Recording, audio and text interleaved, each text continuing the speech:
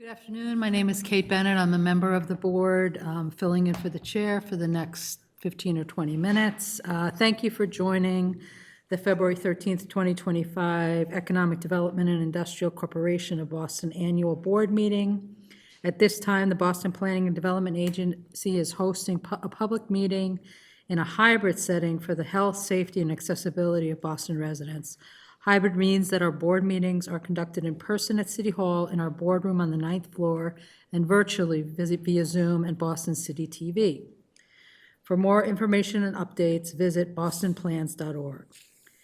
The open meeting law requires that I notify the public that this meeting is being recorded. Please be aware that an audio and visual recording of this meeting is being made and broadcast by Boston City TV, which is a part of the City of Boston Office of Cable Communication, at Xfinity Channel 26, RCN Channel 13, and Verizon Fios Channel 962, and live streamed at www.boston.gov/cable. If there's anyone in the audience who's recording this meeting, please identify yourself now. See none. Okay, roll call. We just need to take a roll call. Dr. Landsmark. Present. Mr. O'Malley. Present. And Kate Bennett is present. We are going to pass over the election of officers momentarily until the chair is here. So I'm going to go right to item 2, which is to request authorization for the approval of the minutes of the January 16th, 2025 board meeting. So moved. Second. Roll call for a vote. Dr. Landsmark, Aye. Mr. O'Malley, Aye. and the member, me, votes aye. Gavel. Item number 3, request authorization to terminate the lease with Topologic, Inc. for suite number 805 at 12 Channel Street in the Raymond L. Flynn Marine Park. Maureen. Thank you. Topologic is a manufacturing company using compact digital knitting machines to fabricate custom knitted clothing products. Topologic has been a tenant at 12 Channel Street since August of 2022. The existing lease is scheduled to expire in July of 2027. Topologic remains a tenant in good standing, but has been unable to grow to their potential, in part due to the functional obsolescence of 12 Channel Street. The floor loads on the 8th floor, though significant, are insufficient to accommodate some machinery. In early 2024, Topologic shared that they may be looking for a new home due to the operational inefficiencies. Staff shared this possibility when the EDIC board approved a potential lease of Suite 805 to Global Protection Corporation at the meeting held September 12, 2024. That lease was conditioned upon Topologic timely vacating the suite. If the EDIC board approves the proposed lease termination discussed in this memorandum, Global Protection will consolidate its 12 Channel Street operations into Suite 805. Topologic will pay rent through March 2025 plus $39,500 inclusive of retention of security deposit. As a result of the settlement payment and Global Protection's impending occupancy, the net revenue attributable to Suite 805 will exceed the current contract rent for the balance of 2025. Staff is optimistic that the 12 Channel Street suites vacated by Global Protection will be leased at a competitive rate to effectuate a long-term building-wide net increase in revenue. Staff recommend that the director be authorized to terminate the lease between the BPDA and Topologic for Suite 805 on the 8th floor at 12 Channel Street. Thank you, and I'm happy to answer any questions. Are there any questions from the board? Hearing, seeing none, I'd take a motion. So moved. Second. Roll call for a vote. Dr. Landsmark, Aye. Mr. O'Malley. Aye. And I vote aye. Motion passes. Item number 4, request authorization to execute a lease with Parallel Fluidics, Inc. for Suite 802 and 500 square feet of first floor space at 12 Channel Street in the Raymond L. Flynn Marine Park for 3 years and 7 months, commencing March 1st, 2025, and a 3-year term renewal option. Maureen. Thank you. Parallel Fluidics is a life science company focusing on the use of microfluidics to discover new medicines and rapidly identified diseases. Suite 802 at 12 Channel Street is a vacant 13,875 square foot space with a challenging layout. The suite is open with no usable tenant improvements, and the air conditioning system is dated. Parallel Fluidics utilizes a specific piece of machinery for their processing. The weight requirement of this is great, and the first floor of the building can support the weight requirement. Staff have identified a suitable location for the machinery on the first floor.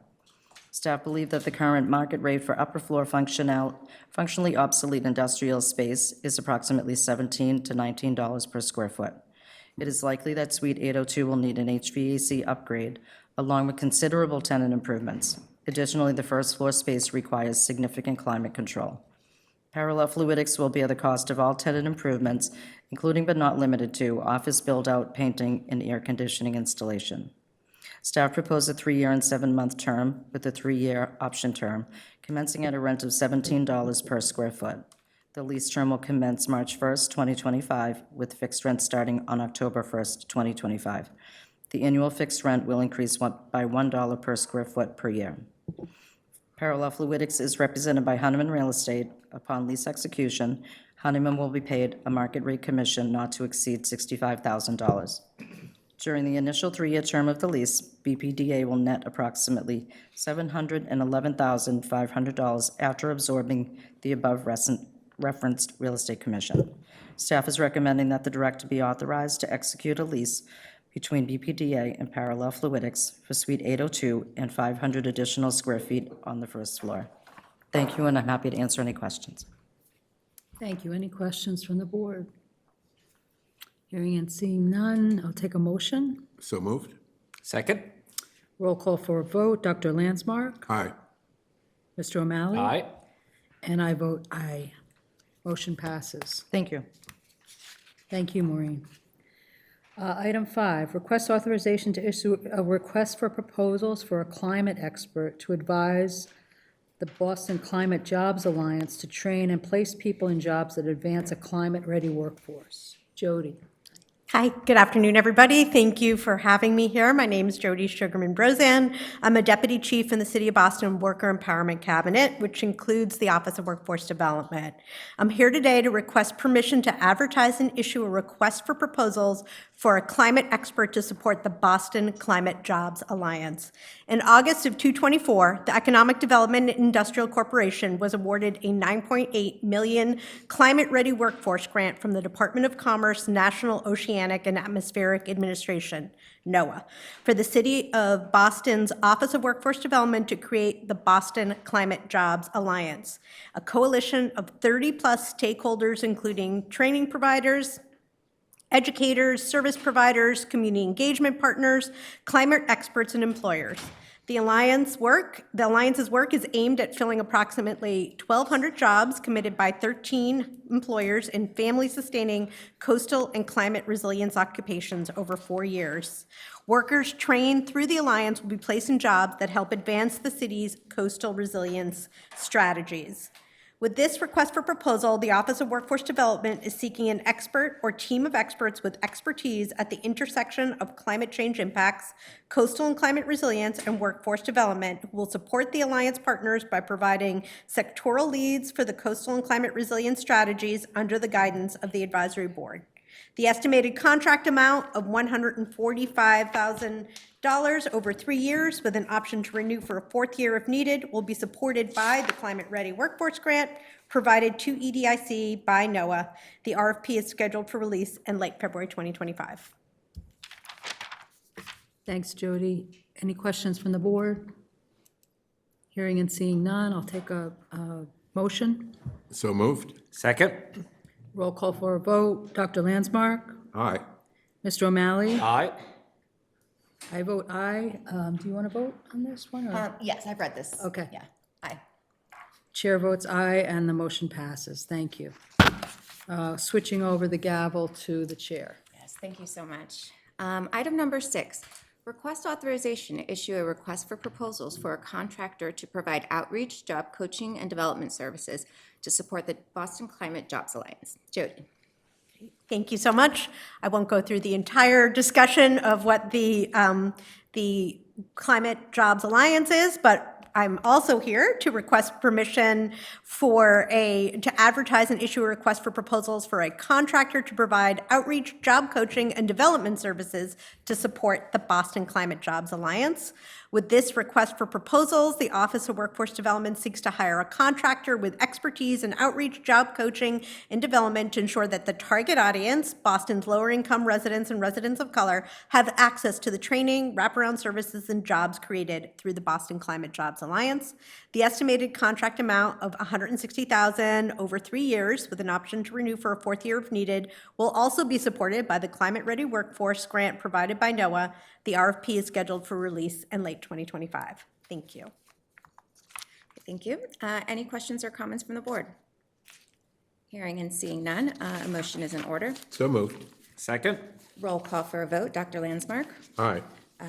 Ms. Bennett, Aye. Mr. O'Malley, Aye. and the chair votes aye. Motion passes. Thank you. Thank you very much. Item number 7, request authorization to execute a contract with United Elevator Company Incorporated for elevator maintenance services in the Raymond L. Flynn Marine Park for 2 years with 3 one-year extensions and for a contract amount not to exceed $358,200 annually. Lauren. Madam Chair, members of the board, Director Shen, and Secretary Palamas, it's nice to be here today. I'm here to talk about elevators.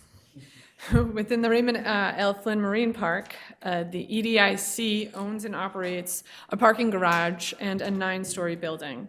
Between these two assets, there are 9 elevators.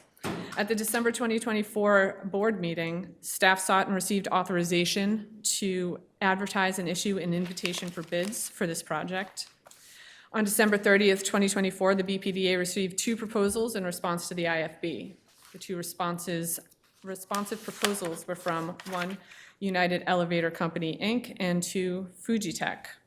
Of the 2 proposals received, United Elevator Company was determined to be the responsive bidder with the lowest bid. United Elevator is committed to providing elevator maintenance, repair, and testing, as well as furnishing the materials, tools, equipment, and safety devices necessary to perform the needed work. The cost of the services during the initial 2-year term is not expected to exceed $358,200 per year. And in the event the EDIC exercises the 3 one-year extension options, the total contract term shall be for 5 years at a cost not to exceed $1,791,000. I'm happy to answer any questions. Any questions or comments from the board? You know, I do have a question because admittedly, I have no earthly clue what it would cost for our elevator contract. So $358 annually sounds, I guess, okay. What was the other annual rate for the other bidder? I think there was a lot more into consideration besides rates. So the way that the bids came in was a bit complicated. Fujitec is a small company, and we actually have regular significant issues with our elevators, specifically the freight elevators at 12 Channel Street.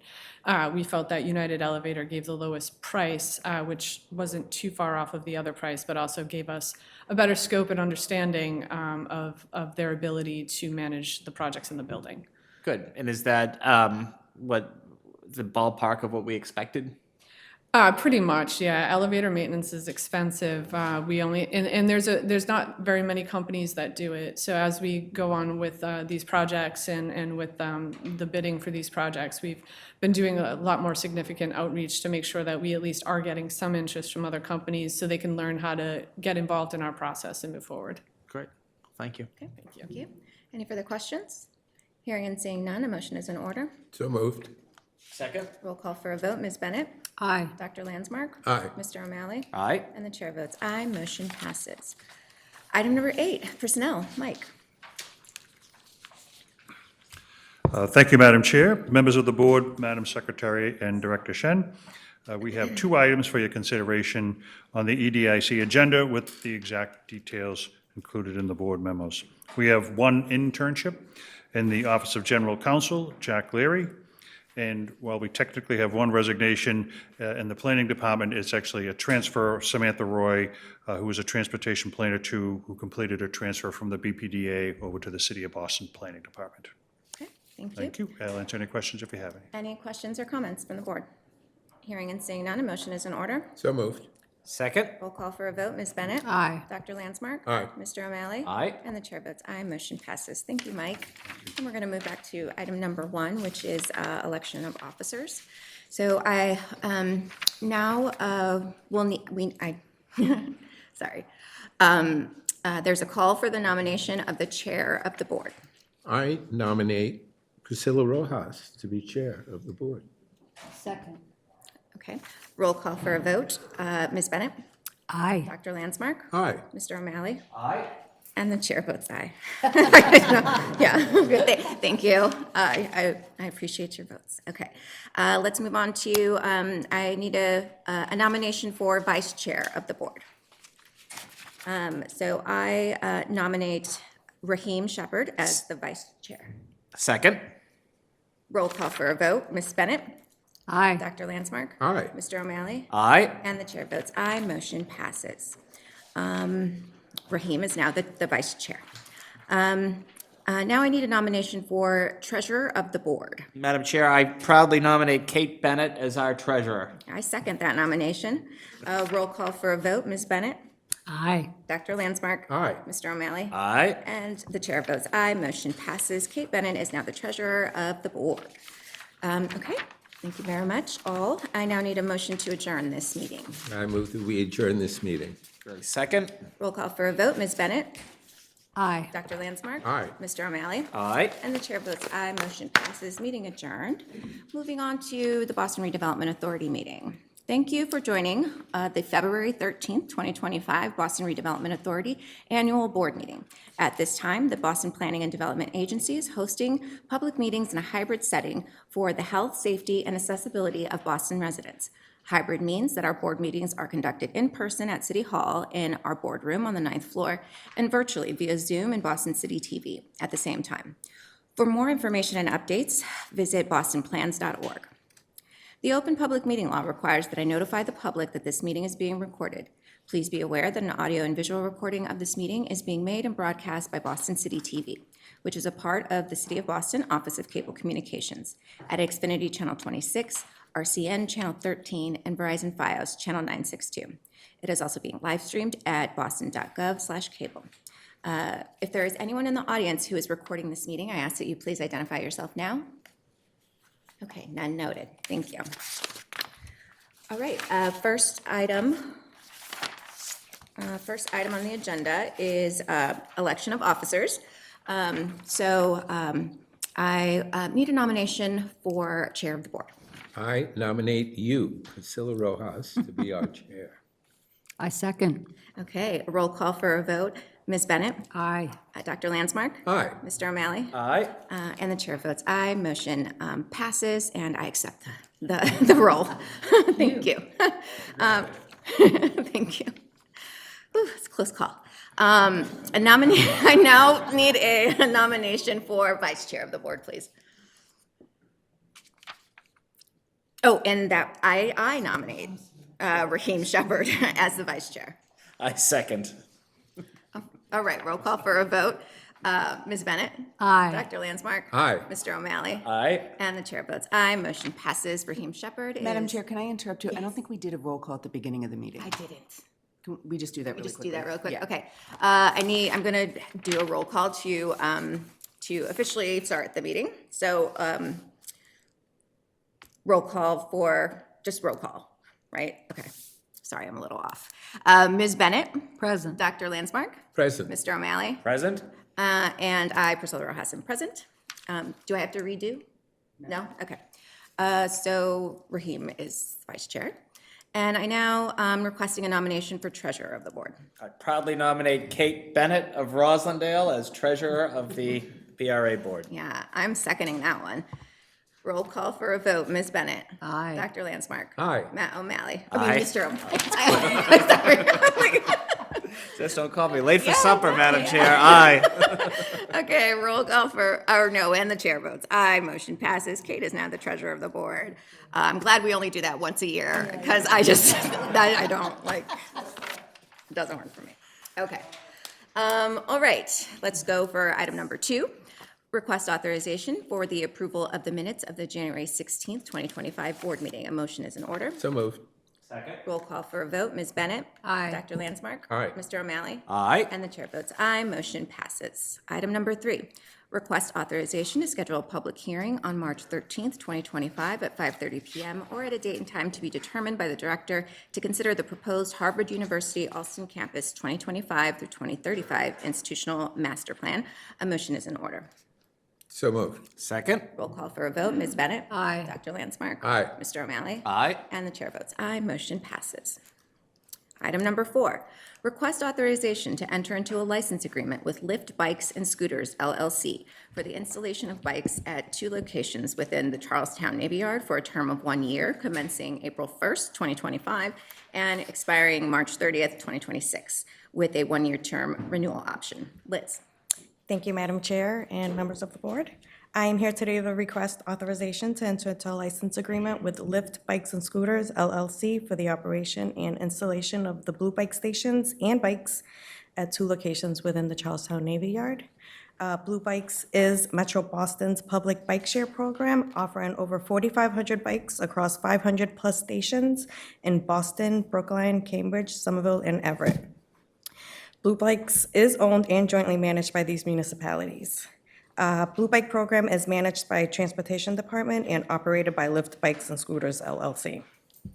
The Streets Cabinet within the Transportation Department engaged the Charlestown community with garnered support and identified 2 locations for the installations of the bike stations.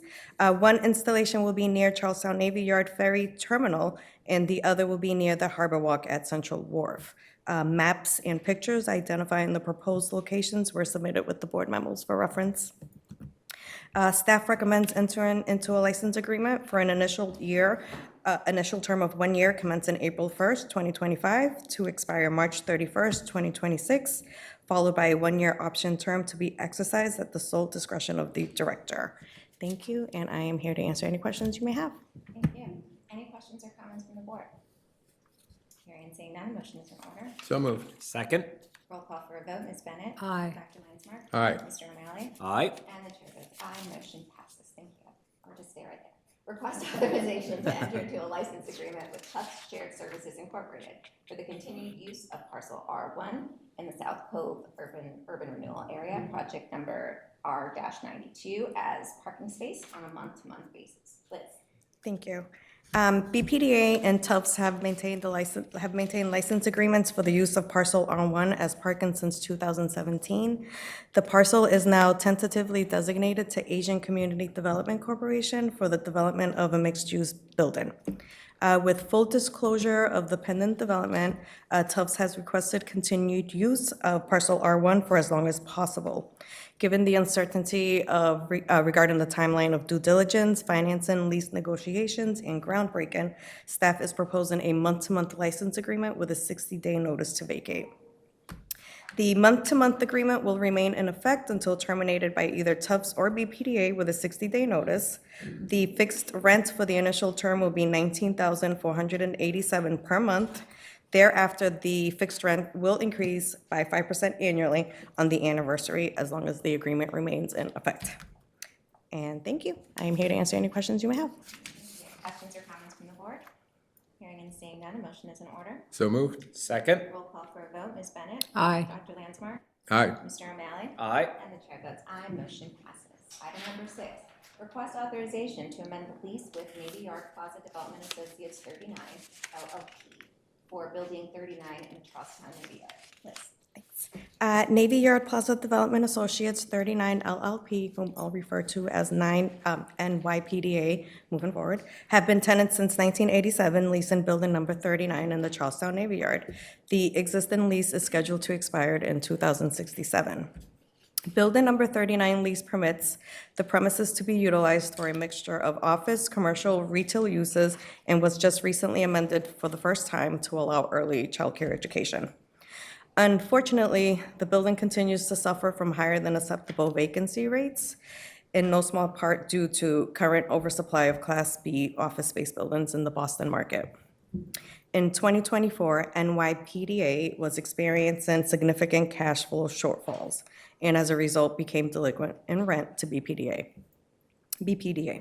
Staff initiated settlement negotiations with NYPDA mid-2024, and we are recommending a rent restructure that allows NYPDA to invest in tenant improvements in the short term while also bringing NYPDA current in all rent obligations. The scheduled rent payments for 2025 are $15,210 per month. Staff is recommending that the rent be reduced to $5,000 per month for 2025, and the resultant shortfall be added to the amount owed for 2024. The scheduled monthly rent for year 2026 is $15,590 per month.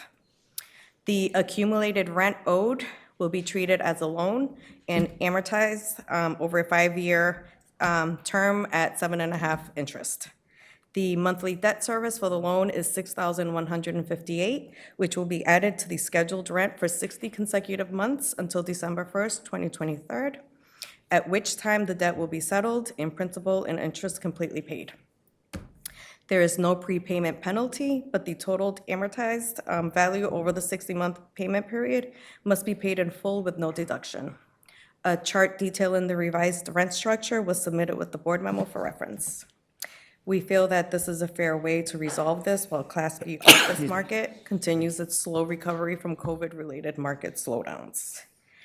Thank you, and I am here to answer any questions you may have. Okay, any questions from the board? I just want to say thank you for working with the tenant on this and supporting another Boston area business. So roll call for a vote. So moved. Second? Wait, I need a motion. A motion is in order. Sorry. A motion's in order. Once again, You- so moved. So seconded. Now I'm gonna roll call.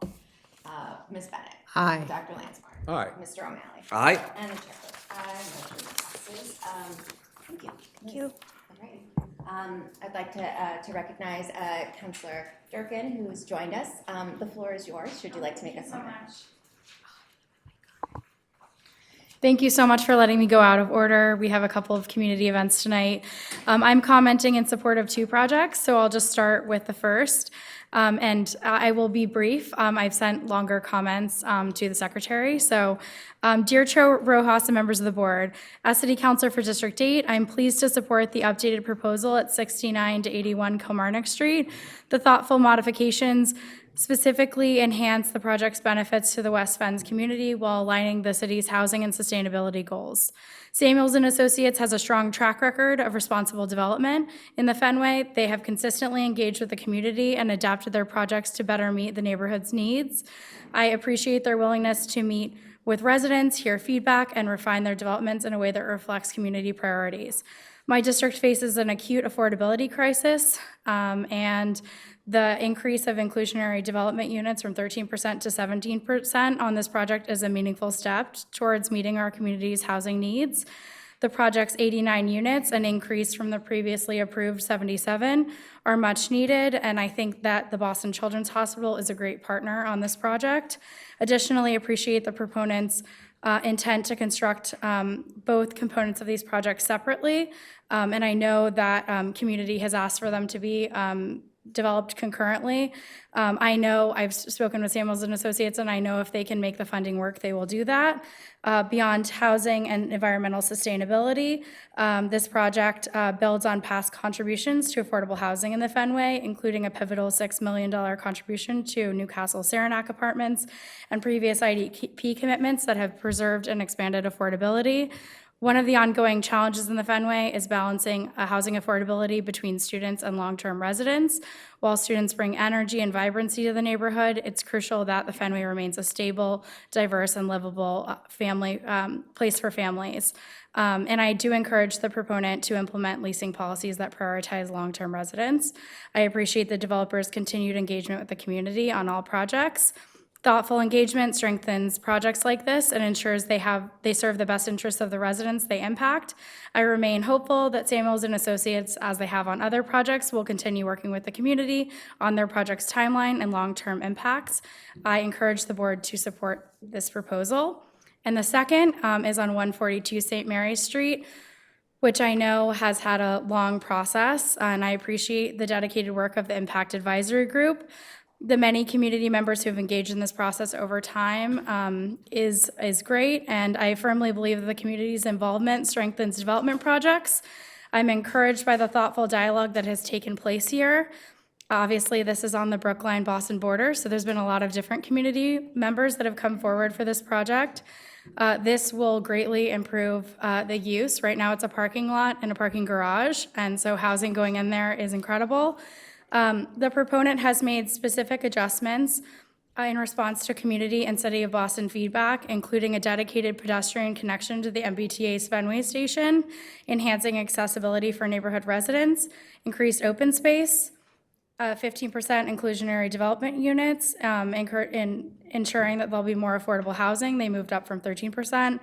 And I specifically fought for a $25,000 commitment to the Audubon Circle Neighborhood Association to be paid over 5 years for beautification. This project aligns with Boston's vision for smart growth.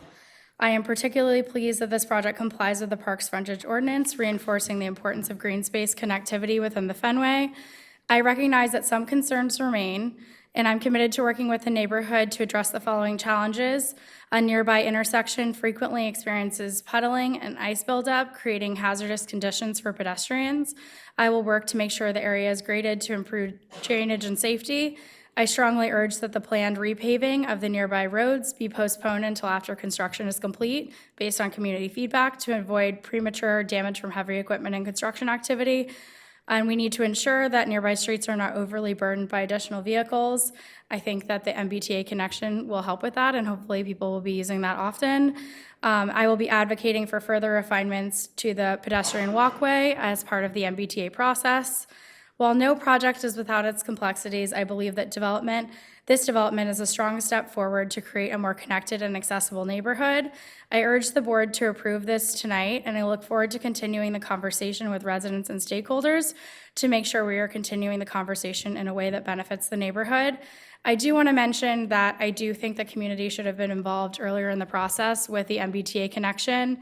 I think that making the case for any public benefit means going to that community and making sure that they want and are interested, and that the benefits of that connection.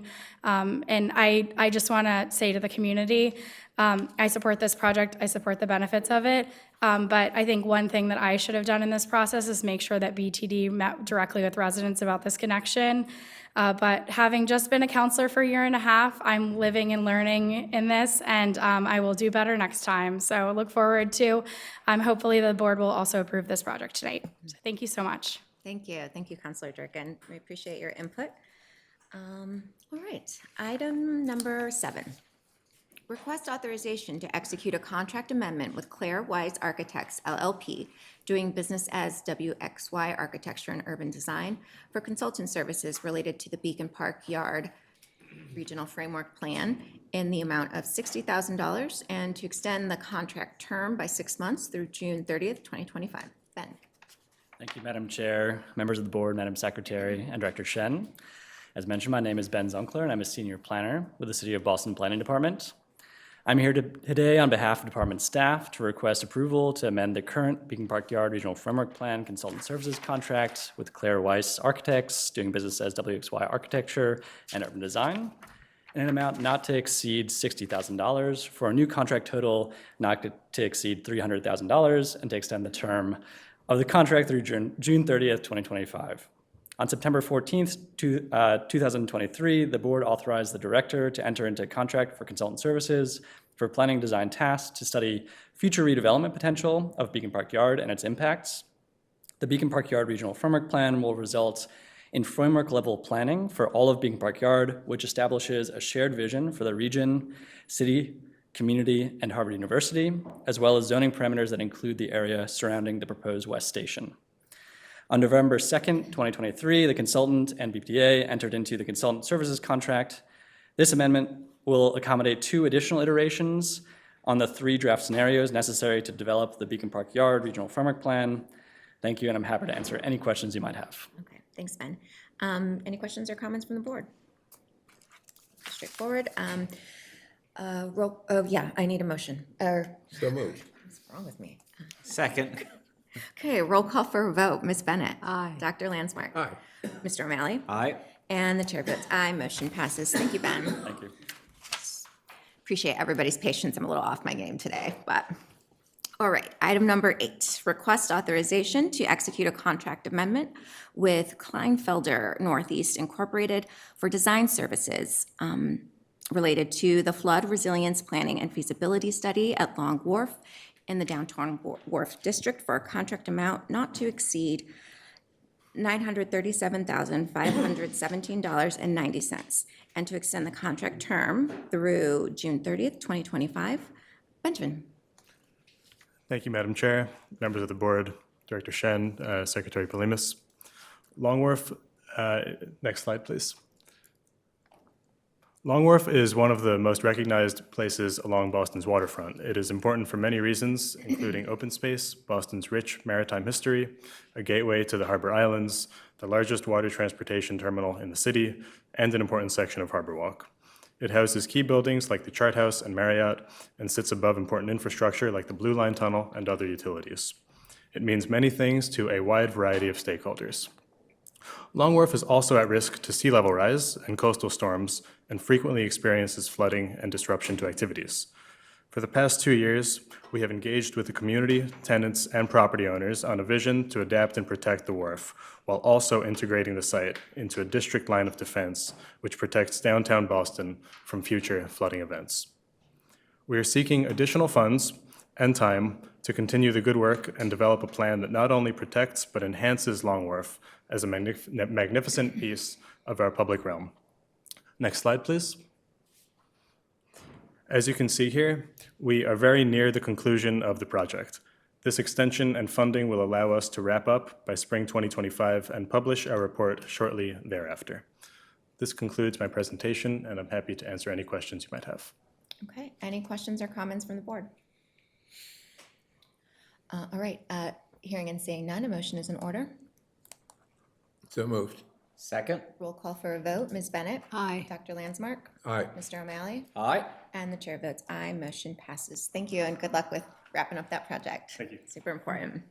Item number 9, request authorization to execute a contract amendment with Colliers International for building management services at the China Trade Building located at 2 Boylston Street, and extend the contract term for 90 days for a contract amount not to exceed $61,000. Lauren? Thank you for having me again. The China Trade Center, located at 2 Boylston Street, is a designated Boston landmark and has been listed on the National Register of Historic Places since 1983. The building is currently managed by Colliers International New England, LLC, with the current management contract expiring in January 2025. Staff has issued a request for proposals for commercial property management of the China Trade Center. The goal of the RFP is to determine the most responsive and responsible manager for the building, taking into consideration the comparative evaluation criteria and a fee proposal. Additional requirements of the RFP include a schedule of activities for implementing a comprehensive plan of service in a transition phase. In order to provide ample time to coordinate any required transitions, staff asked to extend the current contract with Colliers for 90 days.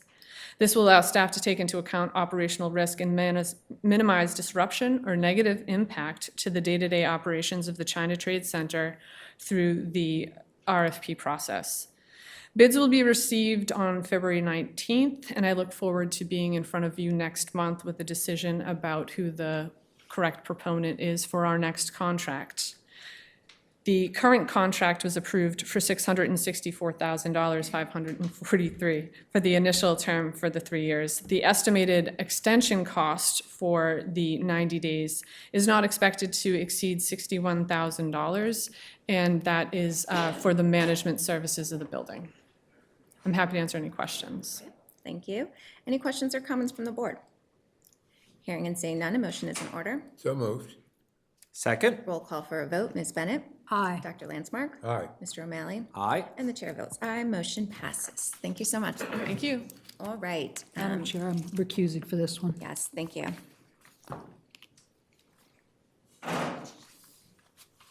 All right, excited for this one. Item number 10, request authorization to adopt the Roslindale Squares and Streets Small Area Plan to guide zoning reform efforts for future development, inform programmatic and policy support for small businesses and housing, and direct capital improvement projects for transportation and public realm projects. Eileen. Thank you.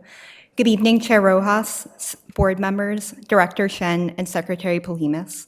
My name is Eileen Michaud, and I am a Planner 2 on the Comprehensive Planning Team of the Planning Department and the Project Manager for the Roslindale Squares and Streets Small Area Plan, which I'm presenting for the consideration and vote of the board this evening. Next slide, please.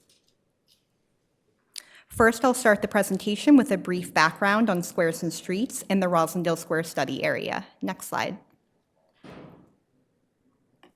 Squares and Streets was launched just over a year ago at Mayor Wu's January 2024 State of the City address.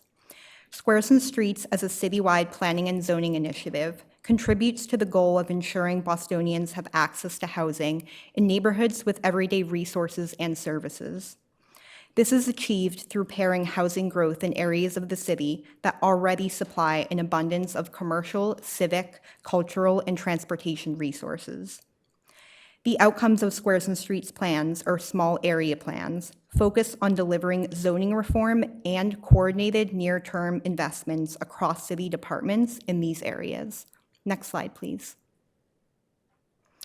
There are many opportunities to advance the goals of Squares and Streets in Roslindale Square, given its position as a transit-oriented neighborhood center supported by Boston's first Main Streets organization. These opportunities include the potential to bring more residential density in this area to patron much-loved local businesses, sustain demand for robust public transportation options, and enhance the variety of housing choices that make Roslindale a diverse community where over 18% of the community speak Spanish as a first language. Next slide, please. This slide reiterates the primary plan area in Roslindale Square, which forms a third of a mile radius centered on the intersection of Poplar and South Street at the corner of Adams Park. This study area formed a starting point to understand existing conditions, community stakeholders, and key physical assets through the planning process. Recommendations in the plan are generally focused around this area, although the boundary does not exclude land use recommendations in adjacent areas outside the dotted circle. Next slide, please. Now I'll review the Roslindale Square specific goals, which were developed during the course of the community engagement process. Next slide, please. The first goal is to strengthen community connections, both physically through land uses and buildings that extend the commercial activity of Roslindale Square, and also spatially through improved transit and pedestrian connections. The second goal aims to activate public spaces to serve diverse communities by encouraging active building uses and mixed-income housing in the square, and using public space to uplift social diversity and facilitate gathering.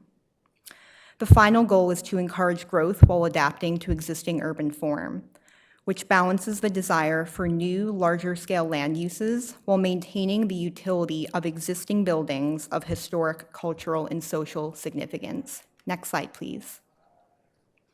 Next, I'll review the engagement timeline, methods, and summary of major feedback themes during this process. Next slide, please. We launched this planning process about a year ago in February 2024 with a kickoff open house and approximately 18 meetings with civic and community organizations, service providers, and business owners to better understand existing community assets and challenges. In the spring, we held a housing and small business and zoning workshop, a community survey, and a transportation and public realm-focused workshop to provide the community with knowledge of existing city tools and programs that we could leverage through Squares and Streets recommendations. We took the feedback from this stage of engagement to develop draft recommendations, which we presented at a reception in July. After receiving community input on these draft ideas, we made changes and released the draft plan for a 50-day public comment period, made revisions based on community feedback, and are now presenting the final plan tonight. Next slide, please. While more traditional virtual and in-person meetings were well attended, stakeholders who historically have not been actively included in planning processes largely did not show up to these venues. The planning team identified these groups in Roslindale as Spanish-speaking, non-white and low-income households, immigrants, and small business owners. We built in several opportunities to connect with these individuals outside of more traditional meetings, which tend to attract residents based on registration data on these meetings, who primarily represent white, older homeowners, who may have more time and civic connections that facilitate awareness of public process, as well as greater comfortability interacting with government entities. These additional interactions include over 150 touchpoints at pop-ups and coffee hours at commonly frequented venues such as the library, the Sumner School, and the Archdale BHA Community Center, 2 small business focus groups, 7 business area walks, including 4 focused on Spanish-speaking business owners, 4 ESL classes held at the local ABCD and the Casserly House, and 2 Spanish language meetings held at Archdale's Community Center and the restaurant Guerra y Tambora on Washington Street. These types of engagements provide opportunities to meet these priority groups in spaces they already spend time in and may feel more comfortable sharing their opinion and interacting in the process.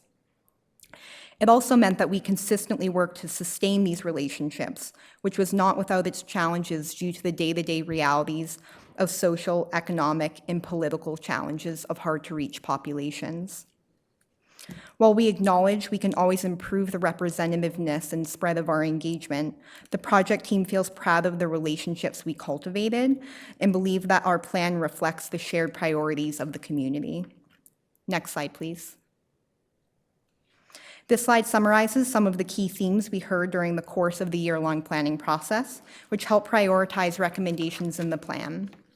These include a priority to improve socioeconomic integration through diverse housing types and affordability levels, the importance of supporting independently owned small businesses and mitigating displacement risk, a desire for more public programming to activate the square more often and draw foot traffic to support local business, the need to simplify the street network and make them safer for all users, especially pedestrians, desire for more outdoor space to expand the public realm, incorporate cooling elements, and better connect different parts of the square, and an overall support for encouraging denser housing development and active ground floors in proximity to community resources and transit.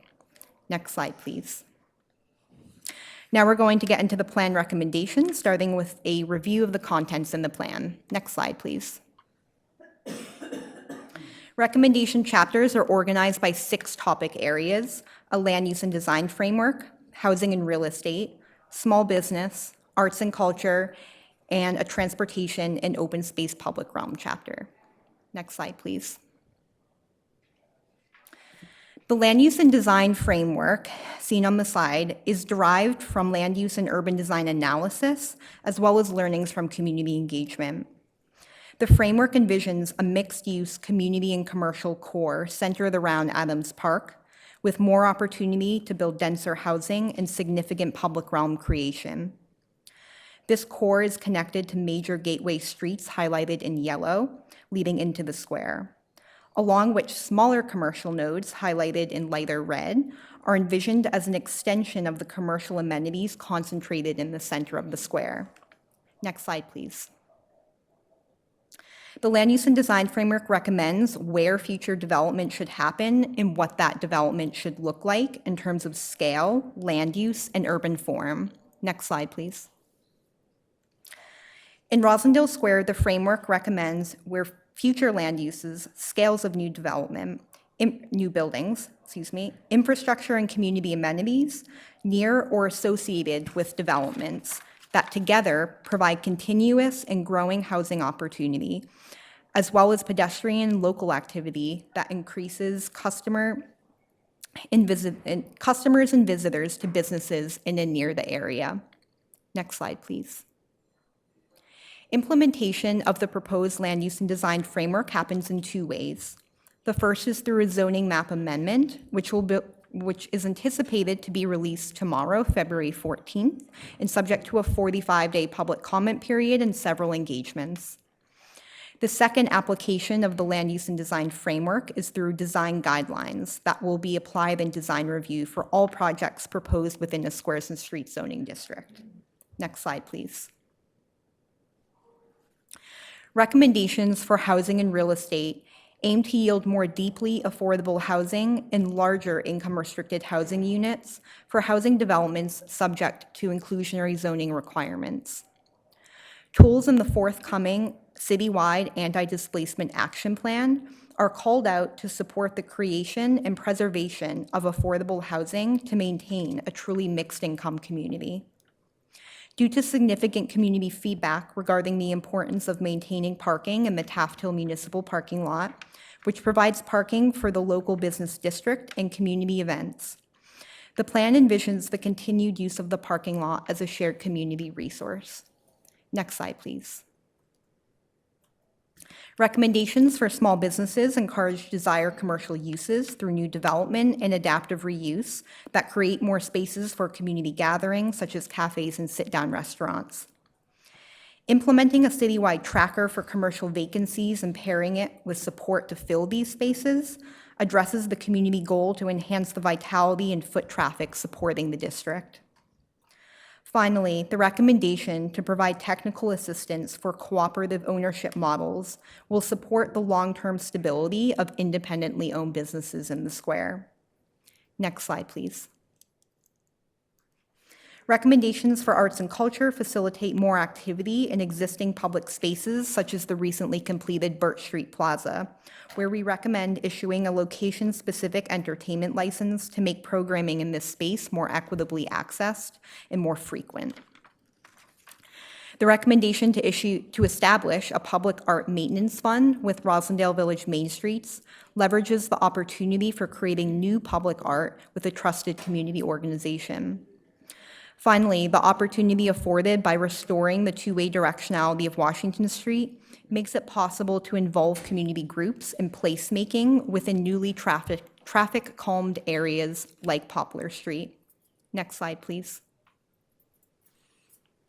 Recommendations for transportation and public realm, this is my last topic area, include plans to redesign unsafe intersections. One example of this type of improvement is restoring the two-way direction of Washington Street between South Street and Poplar Street to expand the pedestrian realm, provide space for greening, and simplify bus and traffic routing. With this change, Poplar Street could be more flexibly used as a shared street that accommodates vehicle operations to support businesses on Poplar Street while providing an expanded traffic-calm space for pedestrians and bicyclists. Next slide, please. Another key recommendation is to reconfigure the Belgrade, Robert Street, and Corinth Street intersection, which would shorten crossings and better protect pedestrians while creating space for additional green infrastructure and wider sidewalks. Next slide, please. This slide concludes my presentation, and happy to take any questions of the board. Thank you for your time. Great, thank you so much, Eileen. Before we go into board questioning, I believe we have Councilor Pepin that would like to make some comments. Councilor, the floor is yours. I think we're just... There we go. Hey everyone, can you hear me? Yeah, and we can see you too. Awesome, awesome. Is it okay if I just read my letter? Please, yeah. All right, awesome. Good afternoon, Chair Rojas and members of the Boston Planning and Development Agency Board. My name is Enrique Pepin. I'm the District 5 Boston City Councilor representing Rosendale. I support the Squares and Streets initiative because we are in the midst of a housing crisis. To address this, we need a planning and development process that is transparent and accountable. Our city must remove unnecessary bureaucratic barriers that have contributed to our housing shortage and the displacement of longtime residents who have once called Boston home. before housing and construction prices rise to unprecedented amounts. Zoning reform is critical, not just in Rosendale, but across the entire city, where 99% of our current residencies are already out of zoning code. To illustrate further, consider that building a 3-family home, commonly known as a triple-decker, is illegal in many areas of the city. This restriction has historical roots in the anti-immigration sentiment that led to Massachusetts Tenement Act of 1912, which empowered municipalities to ban 3-deckers. Many cities, including Boston, enacted such bans, making our iconic homes unpermitted today. These policies, influenced by anti-immigrant movements of the early 20th century, shaped suburban development and continue to impact us today. We must confront these outdated policies and their repercussions. The Squares and Streets initiatives also support local business owners by allowing them the flexibility to potentially expand their businesses endeavors if they choose to. Consider Mr. Juan Chavez, who was developing 4164 Washington Street. Despite following all necessary procedures, he faced and still faces extensive, costly, and time-consuming approval processes just to build 6 housing units. If Squares and Streets had been enacted years ago, we would have seen even more businesses expand, like the city's longest operating hardware store, Rosendale Hardware. Owner Joe Pardalecki wanted to build units above his beloved store on Washington Street. His project was approved, but became an unachievable dream because the process was lengthy and it made building materials cost more than he was accounting for. This is emblematic of the broader issue. We cannot continue to make it difficult to build more housing in our city. As the Boston City Council for District 5, I have seen how Mattapan has successfully implemented a Squares and Streets approach through Plan Mattapan. In just 7 months, this zoning reform has resulted in noticeable increases in permits and development, led by local residents rather than wealthy outsiders who could previously navigate the outdated system. And most of these permits are for community members to do necessary home improvements to age gracefully in their own homes. Additionally, Squares and Streets has empowered the community by ensuring that new developments align with community priorities, protect the neighborhoods from projects that do not conform to their vision. Throughout the community engagement process, I have spoken with many local business owners to better understand their priorities. One of the most pressing concerns raised has been the need to preserve the parking lot at the Taftdale Municipal Lot, a point I know the planning department has heard from their many community conversations. So in response, I'm urging the planning department to protect this lot so that local businesses can continue to thrive to support from both the neighborhood residents and visitors. I also encourage ongoing collaboration between the planning department, Roswell Village Main Streets, and the City of Boston Small Business Department to ensure that our business owners receive the resources they need. Ultimately, I support Rosendale Squares and Streets because it is the right thing to do for future generations. Rosendale Square is the heart and soul of our neighborhood, a vibrant hub with access to public transportation, diverse local businesses, and public gathering spaces. This plan will help preserve and strengthen our community for years to come. So please consider approving it. Thank you for your consideration and for listening. Thank you so much, Counselor. Appreciate your participation. We also have a representative from Counselor Fernandez Anderson that would like to comment. So, Ms. Brutus, the floor is yours.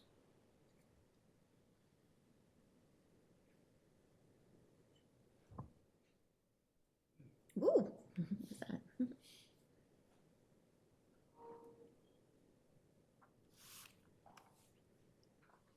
If you're speaking, you might be on mute because we can't hear you.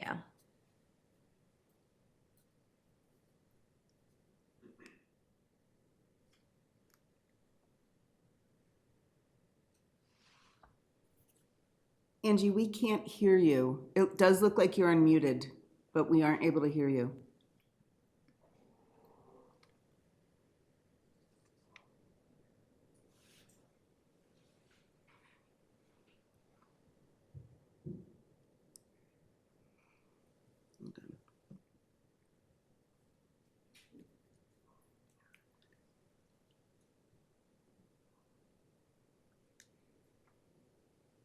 Madam Chair, why don't we take board questions and come back to her? Okay, sounds good. Okay, questions or comments from the board?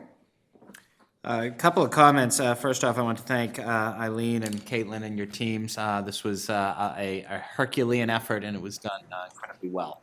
I am very excited to support and vote in favor of the Rosendale Squares and Streets program. I was born in Rosendale. I live in West Roxbury now on the border of Rosendale. I am in Rosy Square most days of my life. And I have enough white hairs in my beard to remember what Rosendale Square was like in the 1980s.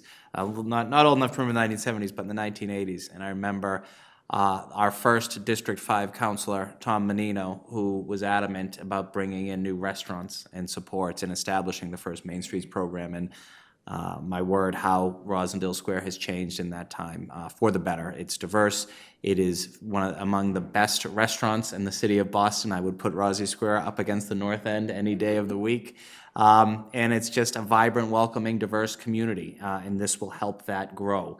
We certainly do need more housing, and we need more business support. We need some transportation changes. So I am very excited to advance this. I wanted to thank the comments from Councilor Pepin, who I know has been very involved in this as well. I think this will be absolutely transformative for the neighborhood, and it's a terrific thing that I am proud to support. Thank you, Madam Chair. Okay, thank you. Any further questions? I do have a few.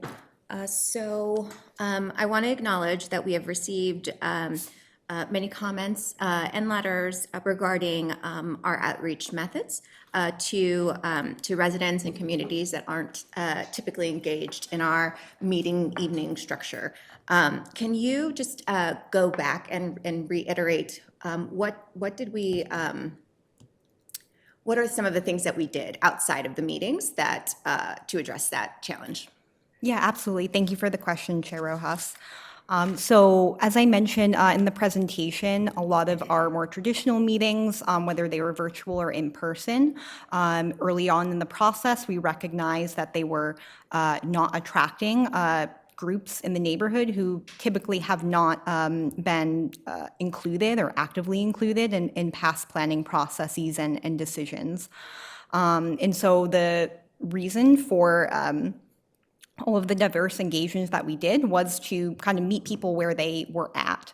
And so part of the process of figuring out, well, where are those places and what are those venues was really initiated at the beginning of the process when we spoke with businesses and service providers and other organizations that had, a know in the neighborhood of where these activities and where these groups tended to patronize, gather, shop, things like that.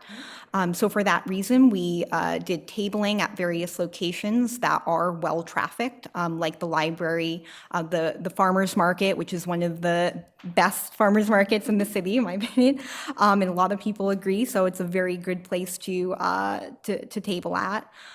We also attended, as I mentioned, English language classes, ESL classes at a few places in the community where many folks who spoke other languages and were from other countries received a great, interaction and discussion with planners, including myself and some Spanish-speaking staff from the department about what they think of squares and streets and areas for improvement. And so while I will say that these interactions were, meant to get that feedback and those sort of one-on-one interactions in the moment, we really focused on doing that rather than kind of putting a barrier up where we were asking, for identifying questions or things like that, because we want to focus on the one-on-one of the interaction and make the space feel as comfortable as possible for someone to speak. So those are some examples of what we did, and definitely feel great about the connections that we made and those one-on-one interactions, even if someone only interacted with us once. That made that interaction ever more, precious and valuable that we were able to do it. So appreciate the question. Great, thank you. And I appreciate the concern from residents. This has always been a goal of mine, and this is the best I've seen it executed. So I think that if there are additional, places or opportunities as we're going through these squares and streets, just definitely encourage community and residents to continue to reach out, let us know where some of those places are. But I'm personally very happy with the outreach and the innovation that you use to get that feedback. So just want to say that I'm comfortable with that. I've looked at the receipts, and thank you. One other question, the anti-displacement action plan, can you give a little color to what that is? Yes, absolutely. So just this past December, the Planning Advisory Council released a report called the Anti-Displacement Existing Toolkit and Progress Report, as well as sort of a report around citywide community sentiment on displacement concerns. Just quickly, the planning, can you just define who the planning council is? Yeah, of course. So the Planning Advisory Council, or PAC, is a body that represents cabinets as part of the city who are really involved in the built environment. So things like the Planning Department, of course, the Mayor's Office of Arts and Culture, our Economic Development Cabinet, our Streets Cabinet, those sorts of entities who are involved in really implementing the concrete, physical elements of the city. And really what the body does is coordinate the planning efforts of the planning department and ensures that there's coordination among all of these cabinets really responsible for implementing a lot of the physical changes that happen in the city.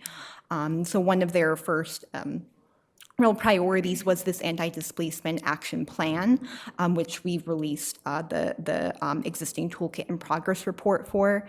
And really what that does is two things. It shows the tools that we currently use and implement today in the city to mitigate commercial, cultural, and residential displacement. And it also identifies gaps in those tools that we should be addressing going forward. And so those gaps are really forming the basis of the recommendations that will come through the anti-displacement action plan, which is anticipated to be publicly released with the public comment period in March of this year. So that's kind of where we're headed, and Thank you. And again, very happy to see that cross-functional department collaboration. And I think just a few other things, couple things I'm excited about, that two-way intersection, making the streets two ways. Excited about that, and the intentional looking at co-op models. I think they have such a great example in the Village Market, and it's just be cool to see what else can be done under that model. So, okay. Those are all my questions and comments. Any further questions or comments? No. We have Ms. Brutus from Councilor Fernandez Anderson's office. Are you able to unmute yourself, Angie?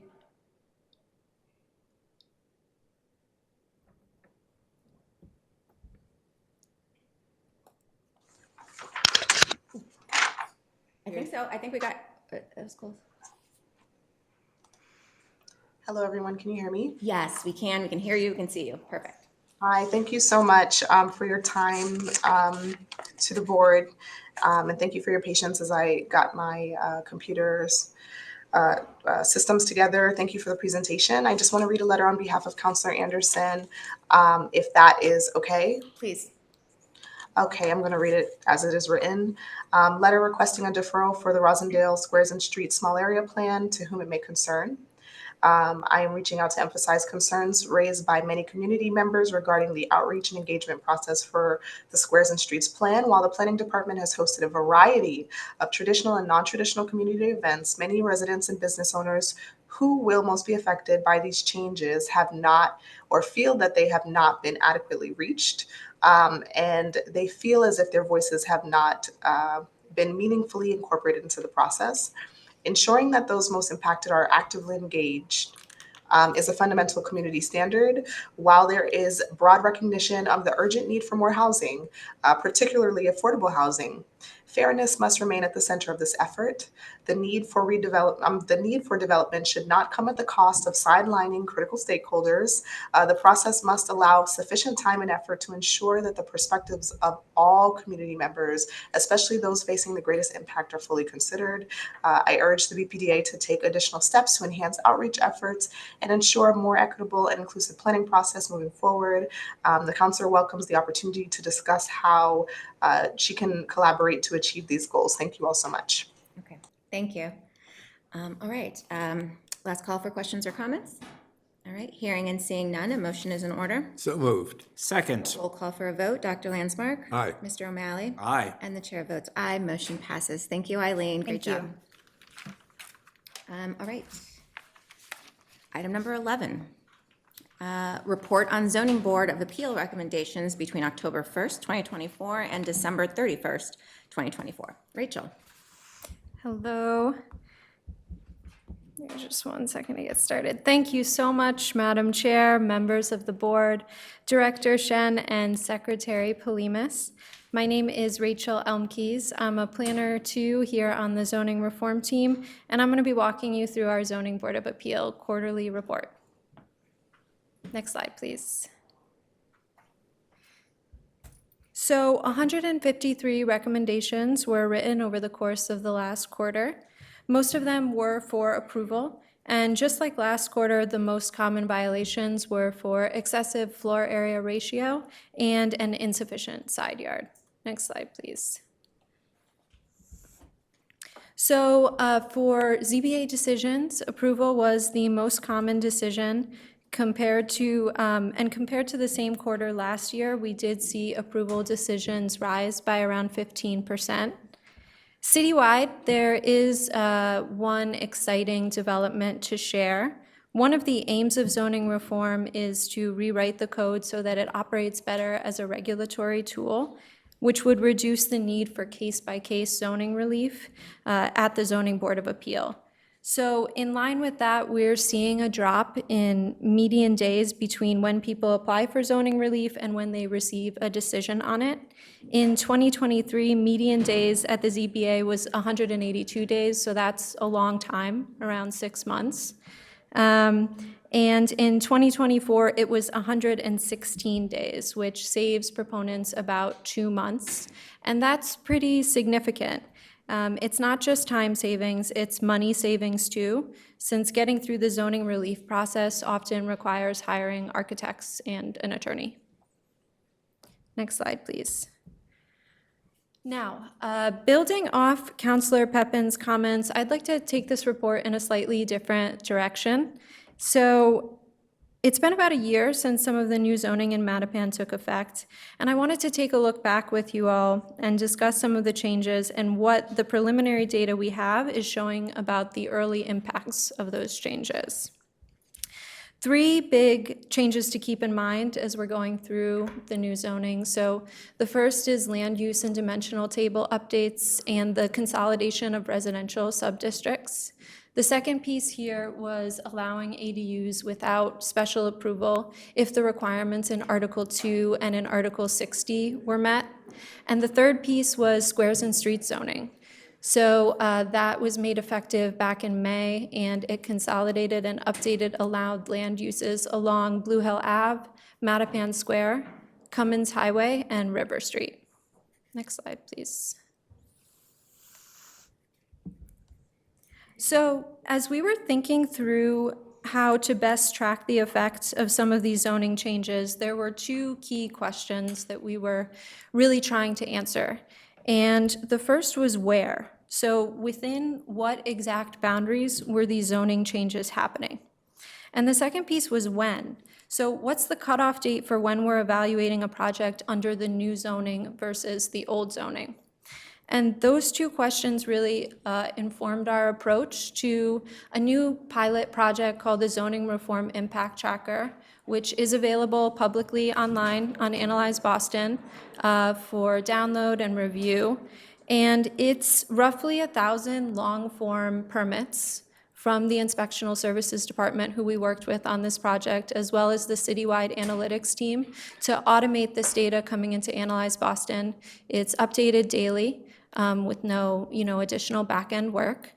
And we're able to evaluate the projects on a permit-by-permit basis.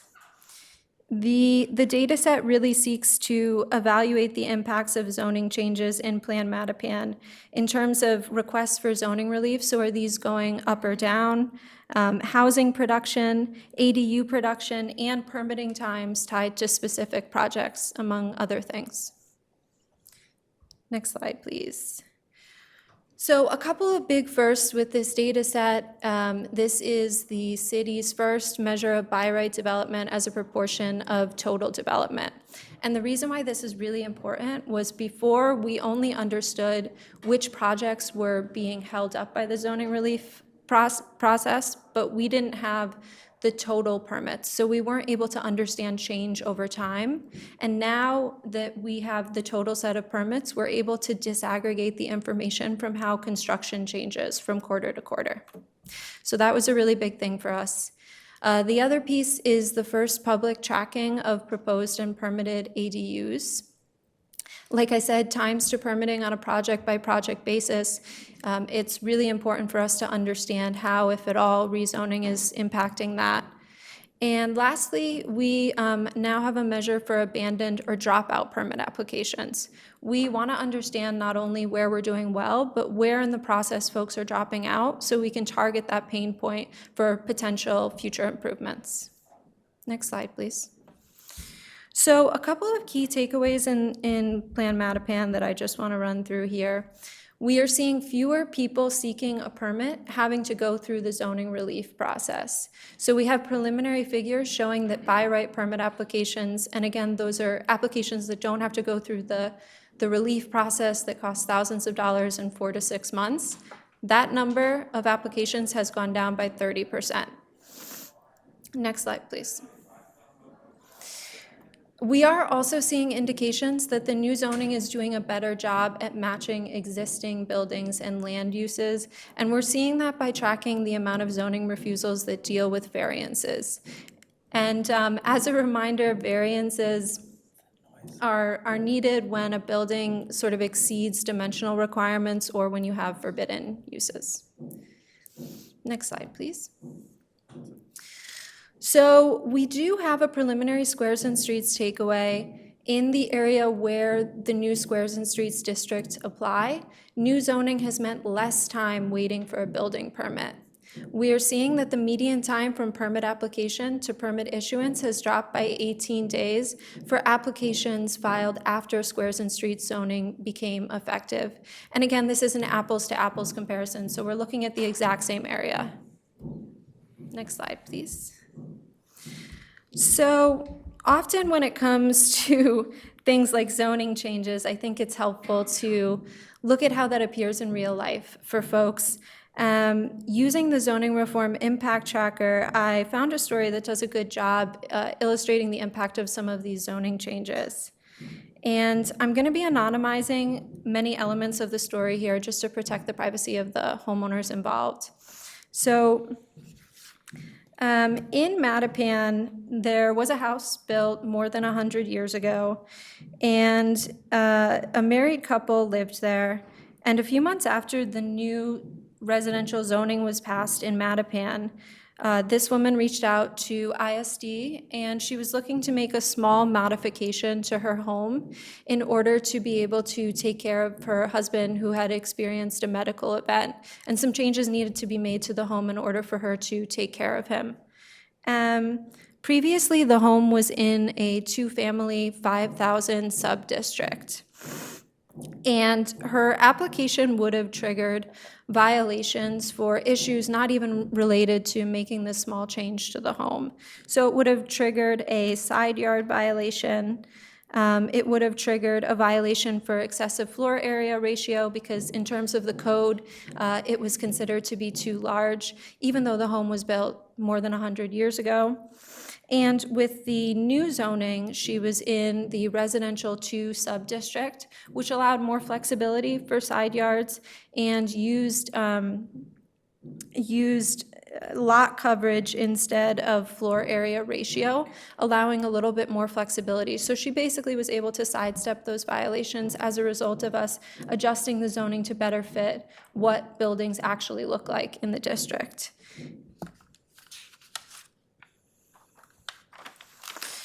So before rezoning in this area, the preliminary average time between applying for the permit and receiving the permit was 188 days, or just over 6 months. After rezoning, ISD records show that this homeowner was able to receive a permit in just 18 days. So, that was something that we were pretty excited to hear about. And, you know, a lot of that is not just owed to zoning reform, right? The Inspectional Services Department is doing some fantastic process improvement work across the board, and I think that's also very worth calling out here. Next slide, please. So with that said, there are some limitations to the current data set, and I think it's my responsibility to be 100% upfront about them.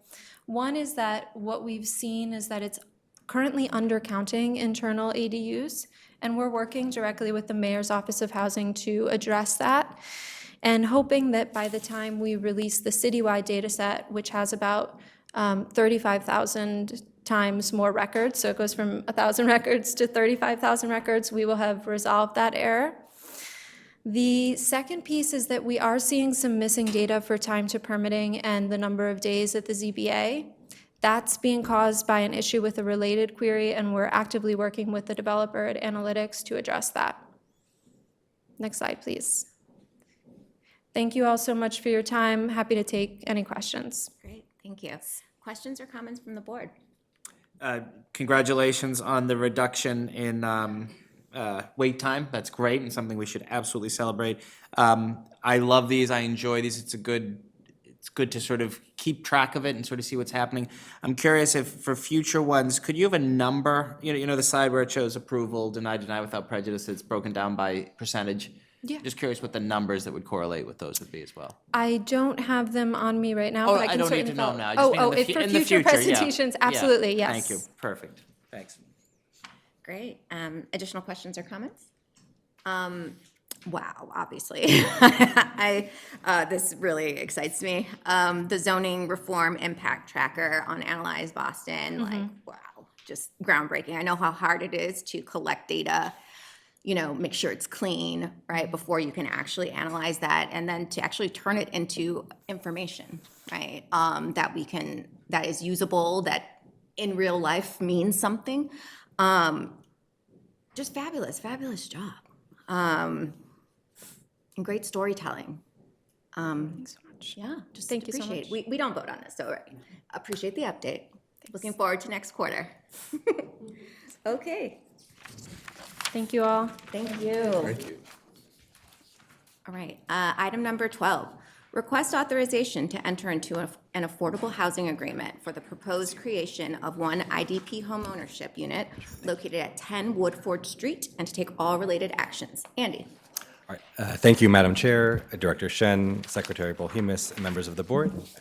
I'm Andy Feldman, Housing Policy Manager with the Mayor's Office of Housing. Tonight, I'm here to request your vote on an affordable housing agreement for the proposed development at 10 Woodford Street in Dorchester. This development proposes to build 4 condo units, and while it didn't trigger Article 80 due to its size, the project team is voluntarily restricting 1 unit as income restricted. Therefore, the vote in front of you tonight will allow the agency to enter into an agreement to dedicate that 1 unit under the inclusionary development policy.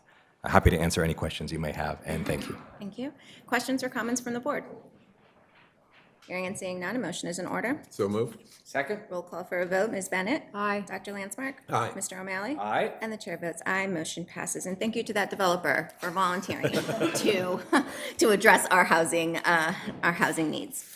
Item number 13, request authorization to issue a certification of approval pursuant to Article 80E Small Project Review of the Zoning Code for the proposed construction of 25 residential rental units, including 4 IDP units, 2,400 square feet of commercial space, 1,400 square feet of residential amenity space, and 22 bicycle parking spaces located at 2 through 8 Bowden Street, and to enter into a community benefits agreement and to take all related actions. Quinn. Thank you, Madam Chair, members of the board, Secretary Polimis, and Director Shen. The proposal before you is for an Article 80E small project at 2-8 Bowden Street in Dorchester. The proposed project consists of approximately 33,000 square feet in a 7-story residential building with a restaurant on the ground floor and 22 rental units, including those 4 affordable units. There are 15 one-bedrooms, 6 two-bedrooms, and 1 3-bedroom unit.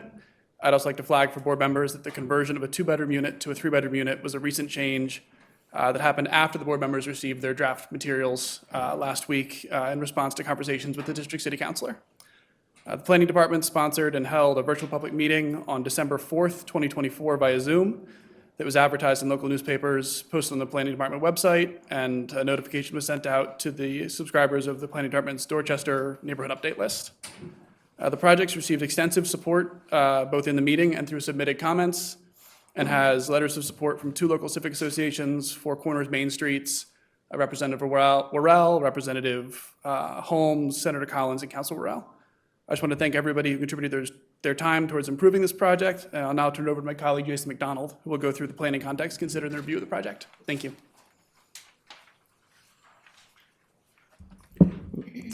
Next slide, please.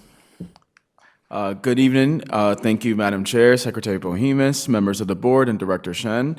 My name is Jason McDonald. I am the assigned planner on this project from the Planning Review Team. The proposed project is located in the Four Corners Main Street District at the Bowden Street and Bowden Avenue intersection.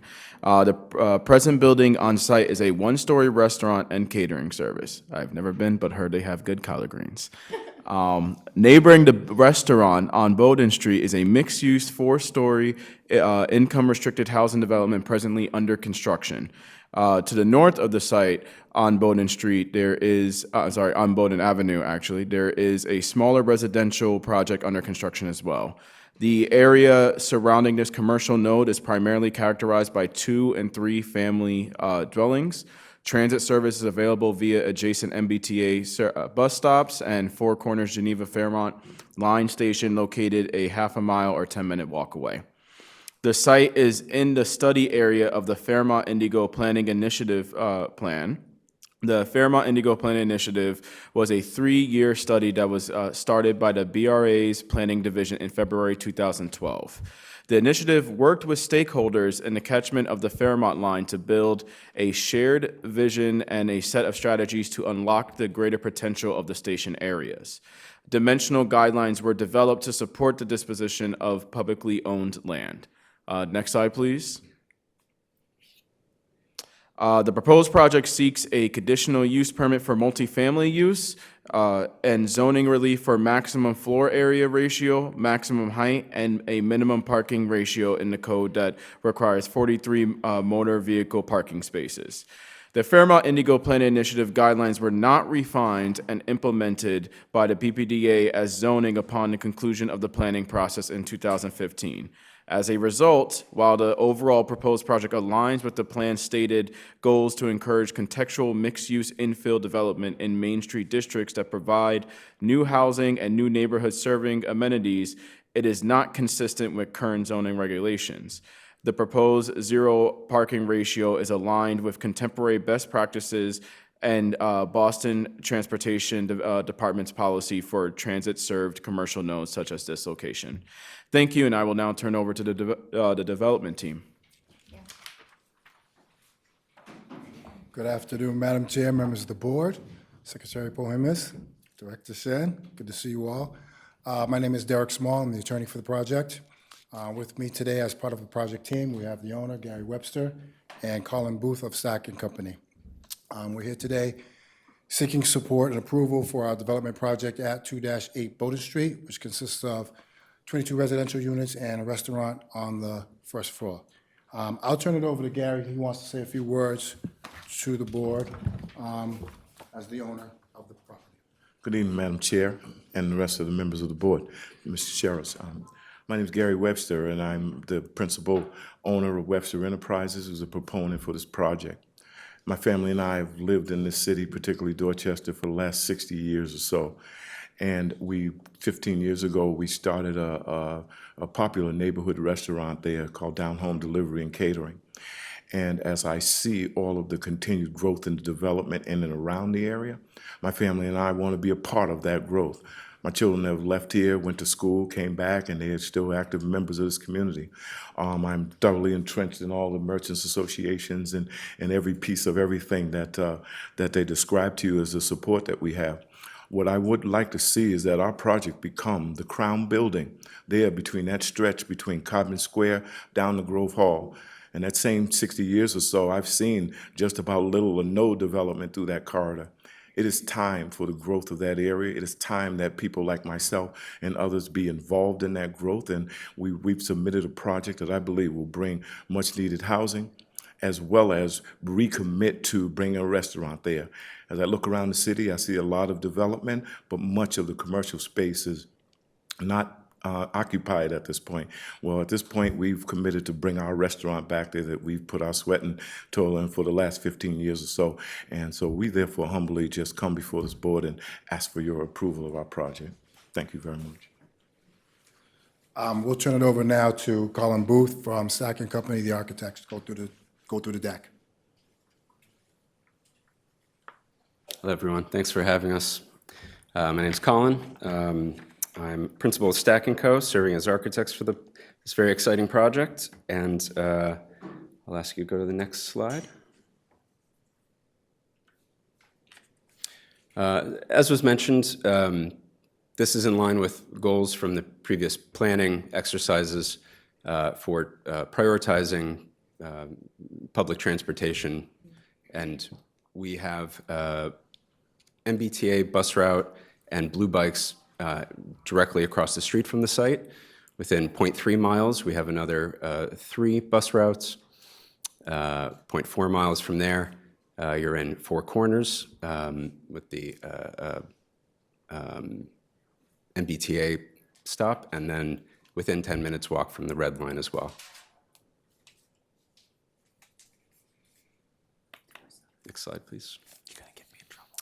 That's a diagram just showing the contextual massing.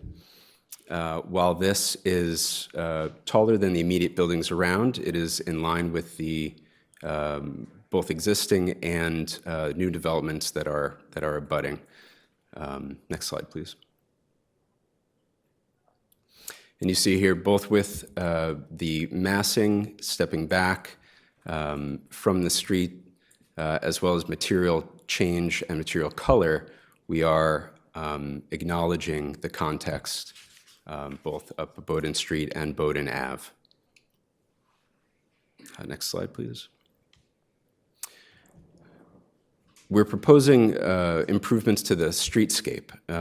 We'd like to propose broadening the walkway directly in front of the door to the restaurant, including additional trees, plantings, bollards to protect the trees, as well as some of the potential additional seating that we may have for the restaurant. And overall, that extension is intended to help tame some of the traffic. Next slide, please. As was mentioned, we have 22 units of housing. They are a mix of units between 1 beds, 1 plus den, 2 beds, and a single 3-bedroom unit. 4 of those are affordable at an average of 60% AMI, and total of about 18% of the units being affordable. Next slide, please. See here renderings, as well as we've been doing material and pattern studies, particularly for the 2 sort of back-facing facades. Next slide, please. Actually, one additional slide, please. So this is the option that we've received feedback on being most preferable. And you can see we have quite a bit of brick on the public sides, as well as aligning lap siding on the back sides as well. Next slide, please. And here are a few images of some of the material palette in the surrounding neighborhood. Important to note, this building will be Passive House certified, the Passive House Institute of the U.S., and will also be a CLT, cross-laminated timber structure, which allows us to achieve this density within the high-rise limit. Next slide, please. Same summary as the first slide. Very excited to be a part of the project and in addition to the great neighborhood. Thank you. Thank you. Does that conclude the presentation? Okay, great. Before we go to board questions and comments, I would like to take Councilor Roel out of order. Councilor Roel, the floor is yours. Thank you. Do you guys hear me? Yep. Oh, thank you. I just want to first and foremost thank you to the chair and the members of the board. I also want to thank the owner, Gary Webster, for putting together a team that has been very responsive and professional, and that has been able to incorporate feedback into the design. I want to applaud the team for contributing to the revitalizing the Four Corners area. And in this project, we have so much to be supportive of. The design is definitely reflective of the community, and it adds to the neighborhood. The affordability, we have reached affordability percentage that we can all be proud of. And then also the inclusion of a family-sized unit, as well as contributing to the commercial district by providing a space for a sit-down restaurant where I know it currently exists, but it's something that the community has always advocated for. So I am very excited about this project. I think it is contributing to, like I said, the revitalizing of the Four Corners area, and I'm looking forward to getting shovels in the ground. Thank you. All right, thank you, Counselor. All right, questions or comments from the board? Just kudos to the team. I mean, this seems like a really great project that responds to a lot of needs, both from a design and physical perspective and from a community perspective. So thank you. Thank you. Thank you. Additional questions or comments? Just want to echo Board Member Bennett as well. I'm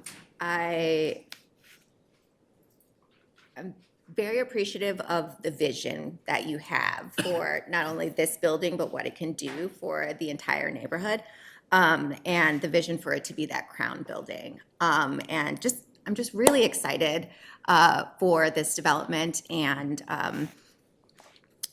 what I predict that it's going to do for the area. It's much needed. So yeah. All right, if there are no additional questions or comments, a motion is in order. So moved. Second. Roll call for a vote. Ms. Bennett? Aye. Dr. Landsmark? Aye. Mr. O'Malley? Aye. And the chair votes aye. Motion passes. Thank you very much. Have a Thank good you. day. That's a clapper. Okay. Nice work.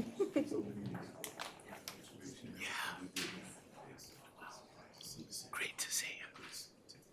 Good luck. All right, let's go to item number 14.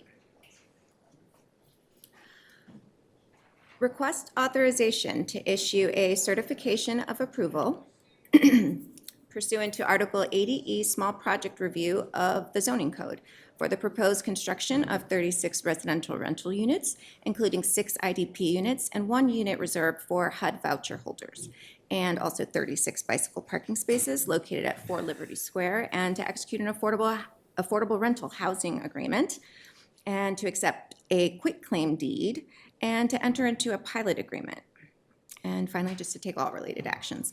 Dylan. Good evening, Madam Chair, members of the board, Chief Shen, and Secretary Polhemus. My name is Dylan Norris, and I'm a project assistant with the Development Review Division here at the Planning Department. I'm here before you to present an applicant of Mayor Wu and the BPDA's Downtown Office to Residential Conversion Program, the proposed Article 80E small project located at 4 Liberty Square in the downtown neighborhood of Boston, as well as the proposed 121B agreement to effectuate the Downtown Residential Conversion Incentive Pilot Program. On November 24th, 2024, 4 Liberty Square LLC applied to the BPDA's Downtown Residential Pilot Program. The pilot program was authorized by this board on October 12th, 2023, and offers approved applicants a tax abatement in exchange for converting their underutilized office building into multifamily residential rental units.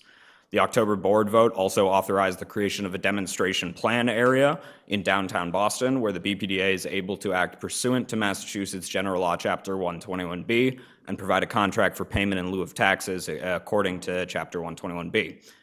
Based on BPDA staff review under Article 80 and review under the pilot program, the proponent has been selected to receive a pilot agreement and enter into this agreement with the city and the BPDA. If approved today, the city and the BPDA will provide the proposed project an average tax abatement of up to 75% of the assessed residential value for a term of 29 years, terms which are consistent with the October board vote. In order to comply with the rules and regulations under Massachusetts General Law, Chapter 121B, Section 16, the BPDA must take an interest in the project site. To effectuate that, the BPDA and the owner of 4 Liberty Square will enter into a deed agreement which conveys limited rights into the 4 Liberty Square property. Additionally, the owner and the BPDA will enter into an indemnification agreement to ensure the BPDA does not have liability on the property.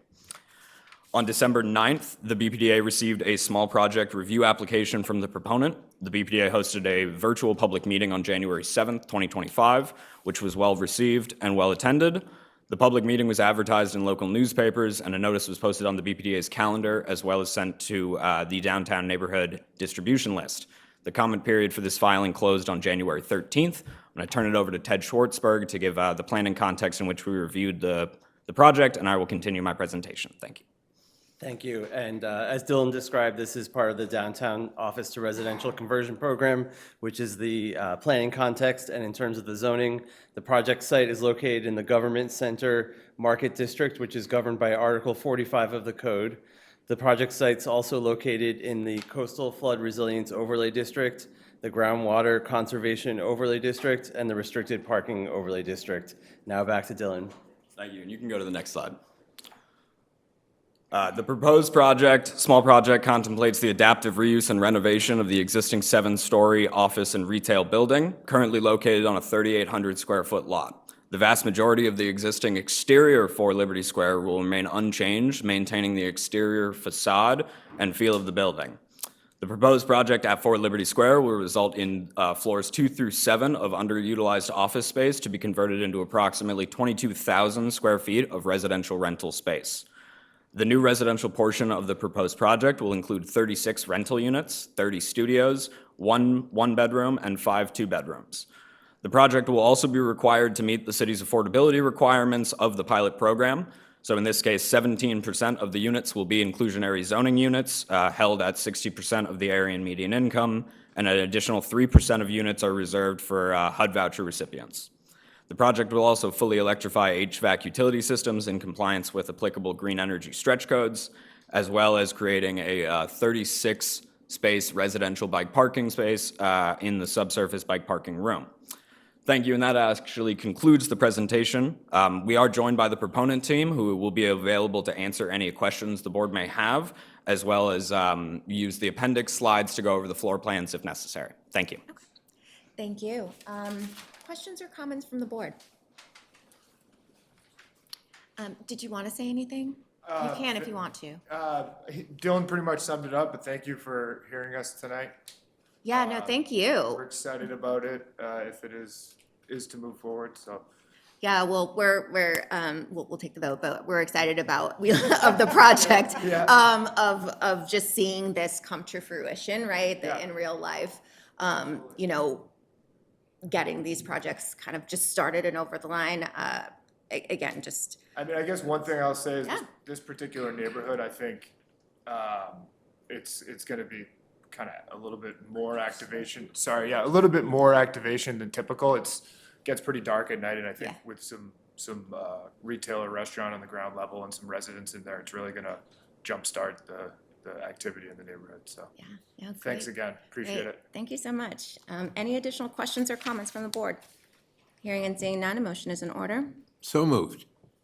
Second. Roll call for a vote. Ms. Bennett? Aye. Dr. Landsmark? Aye. Mr. O'Malley? Aye. And the chair votes aye. Motion passes. Good luck, and thank you very much. Okey-dokey. Item number 15.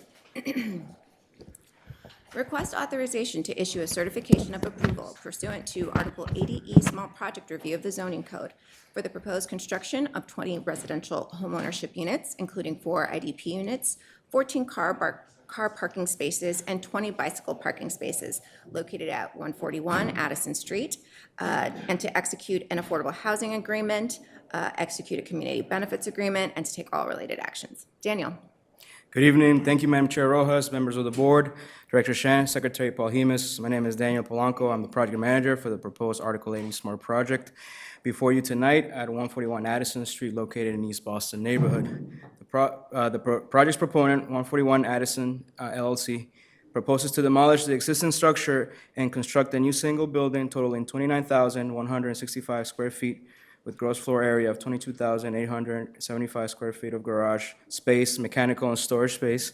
The project will consist of 4-story residential building containing 20 residential condominium units, including 4 IDP units, 14 off-site street parking garage spaces, and 20 bike storage spaces. The proponent took the BPDA's recommendations into consideration, incorporating them into the design, filling their Spark Project Review application on September 8th, 2023, having a public meeting on October 5th, 2023. Thank you for your time and consideration in this project before you tonight. I have the development team to answer any questions for you. Thank you. Thank you, Dan. Good evening, Madam Chair, members of the board, Madam Secretary, and Director Shen. My name is Richard Linz. I'm an attorney with a business address of 245 Sumner Street, East Boston, on behalf of the project applicant. If we can jump to the next slide, please. So as Dan had indicated, this project involves the demolition of an existing industrial building. You can see the site and surrounding context here along Addison Street. Next slide, please. We would be eliminating essentially a 9,000 square foot single-story commercial building that sits on an 11,000 square foot site. I'd point out to the board that the site is entirely impervious. So our proposal would actually improve that condition by eliminating most of the asphalt on the site and adding the 20-unit building that we're proposing. I can show you in a moment. Next slide, please. So our rendering prepared by Zephyr Architects, and I apologize that Zephyr was not available to be here, so I'll do my best impersonation of an architect. So you can see here it's a 4-story building. This design has been worked through the process with staff here at BPDA to come up with something that reflects not only what's happening in the surrounding area, but certainly the changes that have been happening throughout East Boston, including with the newly adopted Plan East Boston rezoning effort. If we can jump to the next slide, please. So showing just our site plan layout, we do improve the rear setback of this property that currently sits at the lot line. The industrial building runs all the way to the rear of the property currently. We would create a landscaped area to the rear, about a 20-foot setback for the back of the building. We also create some landscaping and some improvements to the public realm along the sidewalk for this property. A huge difference from what presently exists today. Next slide, please.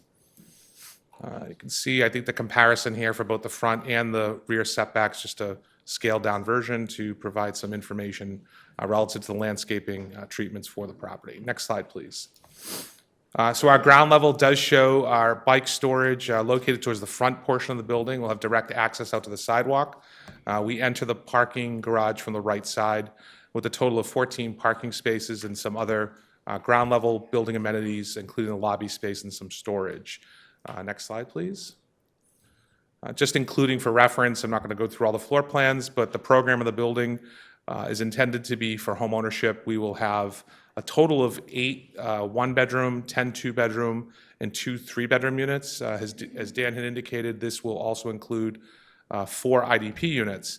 While this project was filed prior to October 1st, the requirement would be 13% minimum. We voluntarily contributed 20% to the IDP.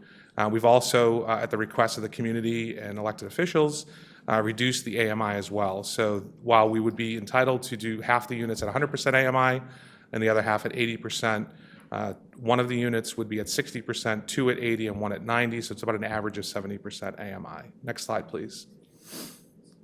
It's just our elevations. I won't go too far into detail, but just to incorporate them for reference in case there's any questions. showing the front and the, I believe, the left side. It does also include a common roof deck for the entire building, so that's an additional amenity that would be available to the unit owners. Next slide, please.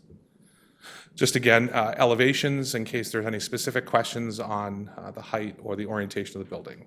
And that's it. Happy to answer any questions of the board. Okay, great. Thank you, and I think you did a great job pretending to be an architect.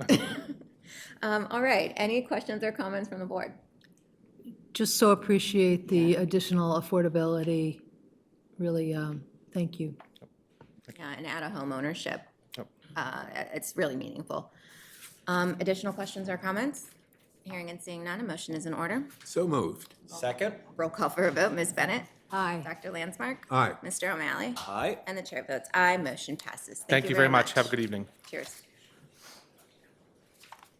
Okay, item number 16. Request authorization to issue a determination waiving further review pursuant to Section 80A of the zoning code in connection with a notice of project change for the proposed construction of 89 residential rental units, including 45 patient family units and 8 IDP units located at 69 through 81 Kilmarnock Street, and to issue a certification of compliance or partial certification of compliance for the proposed project upon successful completion of the Article 80B large project review process, and to execute a cooperation agreement, execute an affordable housing agreement and restriction, and to take all related actions. Ebony. Good evening, and thank you, Madam Chair, members of the board, Madam Secretary, and Director Shen. My name is Ebony DeRosa, and I'm a Senior Project Manager in the Development Review Department. We are here before you today to discuss the proposed 69 to 81 Kilmarnock Street Notice of Project Change project. I thank you for your time today. The proposed Notice of Project Change consists of the construction of a new residential space totaling approximately 86,000 gross square feet with approximately 89 units within 2 components. Component 1 is proposed to include approximately 45 institutional patient family housing units anticipated to be operated by Boston Children's Hospital, while Component 2 is proposed to include approximately 44 multifamily residential units. The Notice of Project Change, will not include any parking spaces. The proposed project amends the west site of the original 60 to 80 Kilmarnock Street project that was approved in 2019, which consisted of approximately 86,000 gross square feet of new construction, 77 units, and 58 parking spaces. The Notice of Project Change was filed on January 8th of 2025. The IAG was invited to a public meeting, which was held on January 23rd, and the comment period concluded on February 7th. At this time, I am happy to turn it over to Yair Shapiro from the planning team to discuss the planning context for the project, followed by a presentation from the development team. Thank you.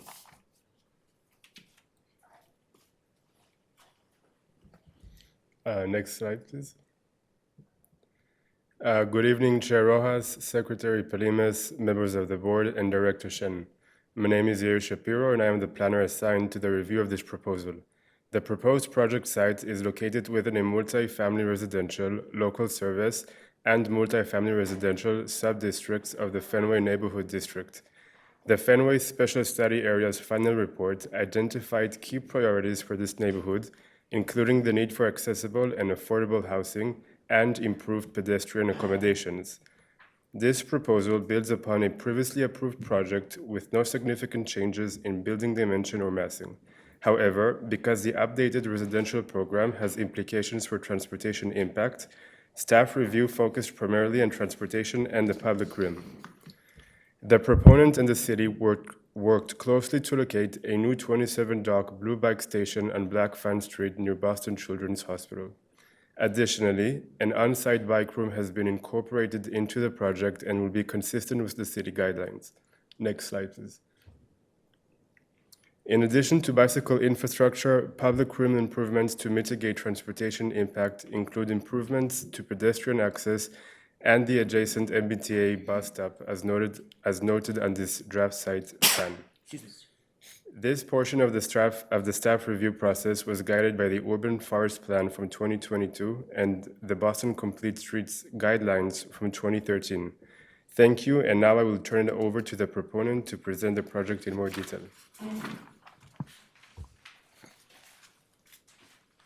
Thank you. Good evening, Madam Chair, members of the board, Director Shen, Secretary Polimas, Peter Sugaridis with Samuels and Associates. Pleased to be in front of you in person for the first time in a long while. We're here this evening on behalf of the project, 69 Kilmarnock Street. Next slide, please. So the project is located in the Fenway neighborhood, 2 blocks south of Boylston Street, neighborhood that we've been working in for the past 25 years or so. Site has sat fallow for many years. It's a single-story building. The last use about 5 or 6 years ago was a restaurant in a parking lot that sits down lower than street grade. The project had been approved back in 2019. We recently purchased the property. It had been part of the project that was recently completed, the IDLE project, which consists of about 340 residential units that just opened about 60 days ago. This site was not developed by the current developer, and we thought it's a great opportunity to try to accomplish 2 important goals here. One is to create more residential units, and 2, we had been working with Children's Hospital to try to help them deliver patient-family housing units that they'd been desperately looking for and trying to deliver for many years. Next slide, please. So quick overview here. So this is a notice of project change for the project. Again, it was part of the project that was that's now called the IDLE, previously referred to as the east site. This is the west site. It's on the west side of Kilmarnock Street. This site was previously approved for 77 units, of which 3 were to be on-site affordable units. As part of our project, we're proposing 89 units. 44 of those are in a standalone building that will be rental units. And adjacent to that, basically 2 buildings abutting each other, will be 45 units that will be patient-family housing operated by Children's Hospital. Essentially, these units are for families who are coming in from out of town and have need to stay for an extended period of time while their child is receiving care at the hospital. Additionally, as part of our project, we are proposing 8 on-site IDP units versus the original 3 units that were proposed, and I'll talk about the additional affordable housing, overall affordable housing in a moment. From a sustainability standpoint, we are designing the building from scratch, so we are pleased that we'll be meeting all passive house standards and we'll be targeting LEED Gold certification. No fossil fuel, all electric building. Next slide, please. Just in terms of bulk and dimensional numbers, we can see here that we are trying to stay, and we have stayed successful in staying within the original envelope. There is no change in height. There's no change in gross square footage, therefore no change in FAR. Number of units, because our program is slightly different, there are 12 additional units, and we have 5 additional on-site units. Previous project had proposed subsurface parking. We are eliminating the parking. We feel there's sufficient parking within parking garages. The children's use will not need parking, and if it does require parking, there's sufficient parking within the parking garages that we own and operate a couple blocks away. The affordable housing, just to explain that in a little bit more detail. The original project had committed to and had actually provided $6 million in funding that helped preserve the affordable units at Newcastle Saranac. And additionally, in addition to the $6 million, the IDLE project delivered 34 IDP units. We're delivering 8. So in total, this project will have delivered $6 million plus 42 units, so pretty substantial affordable housing commitment. I think that, next slide, please. Thank you. So at this point, I will turn it over to our architect, Frank Smith from PCA Architects. Will go through the project and happy to answer any questions at the conclusion. Hi, everybody. Great to be here this afternoon. I am Frank Smith. I'm with PCA Architects, as Peter mentioned. So just taking a look at the site as it exists today. Right now, it's partially covered by a one-story building, and the remainder of the site is surface parking. And so one of the goals that we have here really is taking and sort of filling out and completing this neighborhood corner. Next slide. So here we have the ground level, and you can see if we look to the south of the page along Queensbury Street, we have the setback is such that we have this sort of extra wide landscaping strip along the face of the building, which is very much in keeping with the landscaping that we see on Queensbury Street. If we look towards the rear of the building, this is where we've tried to concentrate most of our back of house and utilities off of the private alley, and you see we've provided a lay-by to help facilitate those uses. And then additionally along Kilmarnock Street, as was mentioned, we've worked with various departments to focus on this bus stop and this bus bump out. This widened sidewalk is going to be a benefit for pedestrians, and additionally safety and accessibility for those using the 55 bus. Next slide. These are just typical upper levels. One thing I would point out here is, this sort of U shape that we have and this empty courtyard space in the middle, it helps us to bring light and air deeper into the building for the residents. Next slide. Here, we just have an image of the previously approved project. And next slide. And here we have an image of the current proposed project. And, I mentioned, really trying to complete this corner. And so you can see we really serve as a sort of continuation of the urban street wall along Kilmarnock Street. You can see at the ground level, you can see some of that deeper landscaping strip that's really going to sort of enhance the pedestrian experience. And I think similarly, the corner is where we have that pedestrian and public realm. We've introduced a little bit of transparency to the ground level to keep that lit and active. Next slide. This image really is all just about architectural context. So we are in the mid-ground on the left. In the foreground, we can see that, we're dealing primarily with brick. There's a lot of brick in this neighborhood, but also looking at some of the smaller details like the lintels over the windows, the cornice lines. These are all things that we've tried to incorporate so that we're really, a good neighbor architecturally to our other buildings here. Next slide. For this, I think just picking up on that in the context of the neighborhood, we really do have a fairly simple and unified palette in this neighborhood. We are striving to do the same.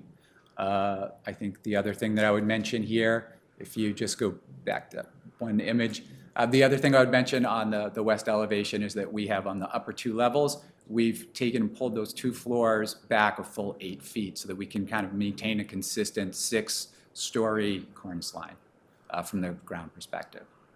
Next slide. And I would just wrap up by saying we're really not trying to make a statement with this building. If anything, we're just trying to reinforce what's already great about this neighborhood. We'd be happy to take any questions. Okay, thank you so much.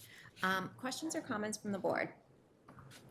I just really love the greenery that you've included on the building itself. I think it's had such a nice, unique design, and obviously at the expense of some more space. So thank you for that. It's a nice aesthetic. Additional questions or comments? One comment, I'm just a big fan of the courtyard. I really love that it's the type of light, right, and how much just light is important, right, and the difference that it makes in just quality of life. And, I don't know. I love a courtyard. I guess that's all I'm saying. Okay, if there are no other questions or comments, a motion is in order. So moved. Second? Roll call for a vote. Ms. Bennett? Aye. Dr. Landsmark? Aye. Mr. O'Malley? Aye. And the chair votes aye. Motion passes. Thank you very much. Congratulations. Thank you. Okay. Yeah, we're gonna take a break. Yeah. So we're gonna take a 5-minute break, and we'll be right back.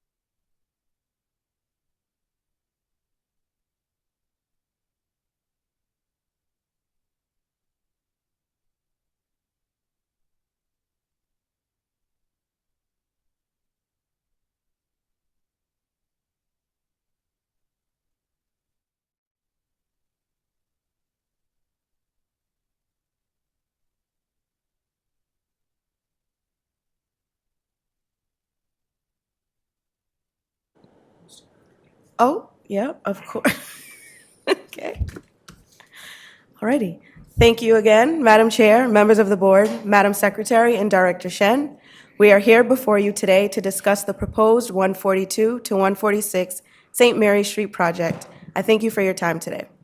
The proposed project consists of the construction of a new residential building at 142 to 146 St. Mary Street, totaling approximately 84,520 gross square feet, with approximately 85 rental units, 100 parking spaces, and a new MBTA pedestrian pathway connection to the MBTA Fenway Green Line subway station. The project notification form was filed on October 24th, 2023. An IAG meeting was held on November 13th, and a public meeting was held on December 11th, 2023. On May 17th, 2024, the BPDA issued a scoping determination, and in response, the proponent filed a DPIR on October 23rd of 2024, which initiated a public comment period with an extended closing date that concluded on December 20th of 2024. An IAG meeting was held on November 12th, and a public meeting was held on December 10th. At this time, I am happy to turn it over to Alana Hames from the planning team to discuss the planning context for the project, followed by a presentation from the development team. Thank you. Thanks, Ebony.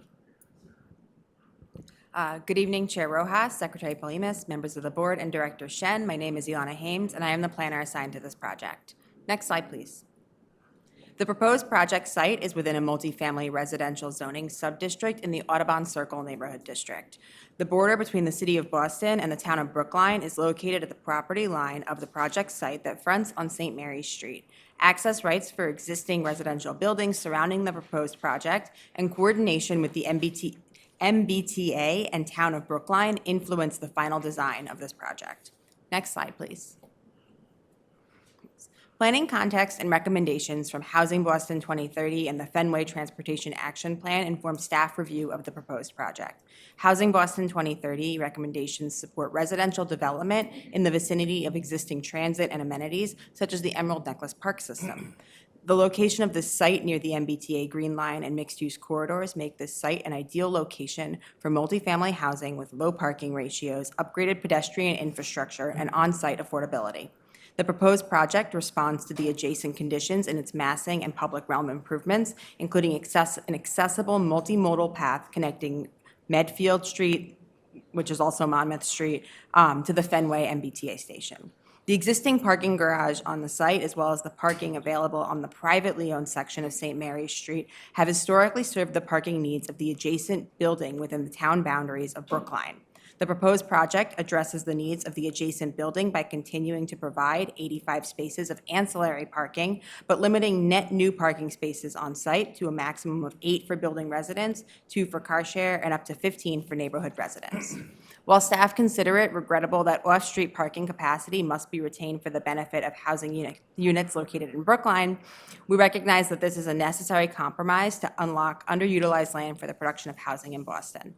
After board approval and zoning board of appeal approval of required zoning relief, the proposed project will continue in design review at the planning department. Thank you, and I will turn it over to the development team to present the project in more detail. Thank you, Alani. Good afternoon, Madam Chair, members of the board, Secretary Polimas, Director Shen, Attorney Joe Hanley, McDermott, Colty, Miller, and Hanley. Here representing the proponent, Allen and Associates, Doug and Matt Allen, who are the principals. Also here as part of our team, Ben Wan from Rhodey Architects, and as you'll see, we've been working with a full team of consultants on this development, which has spanned basically a 2-year process in the planning and permitting discussion to date. So I just want to say a few words of thanks. I heard Councilor Durkin speak earlier in support of this project. I would like to thank her for her leadership and continued guidance on this development. Also to thank the members of the Impact Advisory Group and the community at large. And of course, to Ebony and the team at the BPDA who have helped with this really exciting development. So the next slide I'll take you through shows you an aerial of the site. some of our project goals, and I'll have Ben take you through this in more detail. But this is a really special opportunity in the midst of a housing crisis to take the vestige of an old automobile use in a multifamily residential zone and create much-needed market rate and affordable housing, and also do it at a true transit-oriented development. So the site, as you'll see, the white building here with the arrows indicating, is an existing 2.5-story commercial parking garage at the end of St. Mary's Street. St. Mary's is a dead-end private way that is open to public travel. It dead ends at the train tracks of the MBTA's Green Line, D-Line tracks that goes to the Fenway Station, which directly abuts the parking garage. The parking garage was built in the 1950s as a companion to the building that you'll see there at 101 Monmouth Street, which is actually in the town of Brookline. Both are owned by Allen and Associates, and that building is an 8.5-story high-rise residential building, and the garage was built to accommodate its parking, again, in the 50s. Fast forward to today, we are pleased that we're able to replace its impervious surfaces, clean its environment, and introduce a new 6-story, 85-unit residential building, of which 13 units will be income restricted in excess of then the current IDP. Also on-site parking that will serve both this site in a minimal way, the building residents, as well as our obligations to residents at 101 Monmouth Street in the town of Brookline. As I mentioned, we're really excited that this is a site that literally abuts the Fenway train station, but there's no way to get there directly today. So if you look at this map, you'd have to go up Medfield Street, over the bridge at Park Drive, and then back down. Still puts you in a walk shed, but again, being right at the train, we were asked by the BPDA through the DPIR process to work with the MBTA as to how we could create a new pedestrian passage to open up public transportation, not just for residents of this building, but the neighborhood as a whole. And I think you'll see that in the presentation, and that is a huge driver for this development.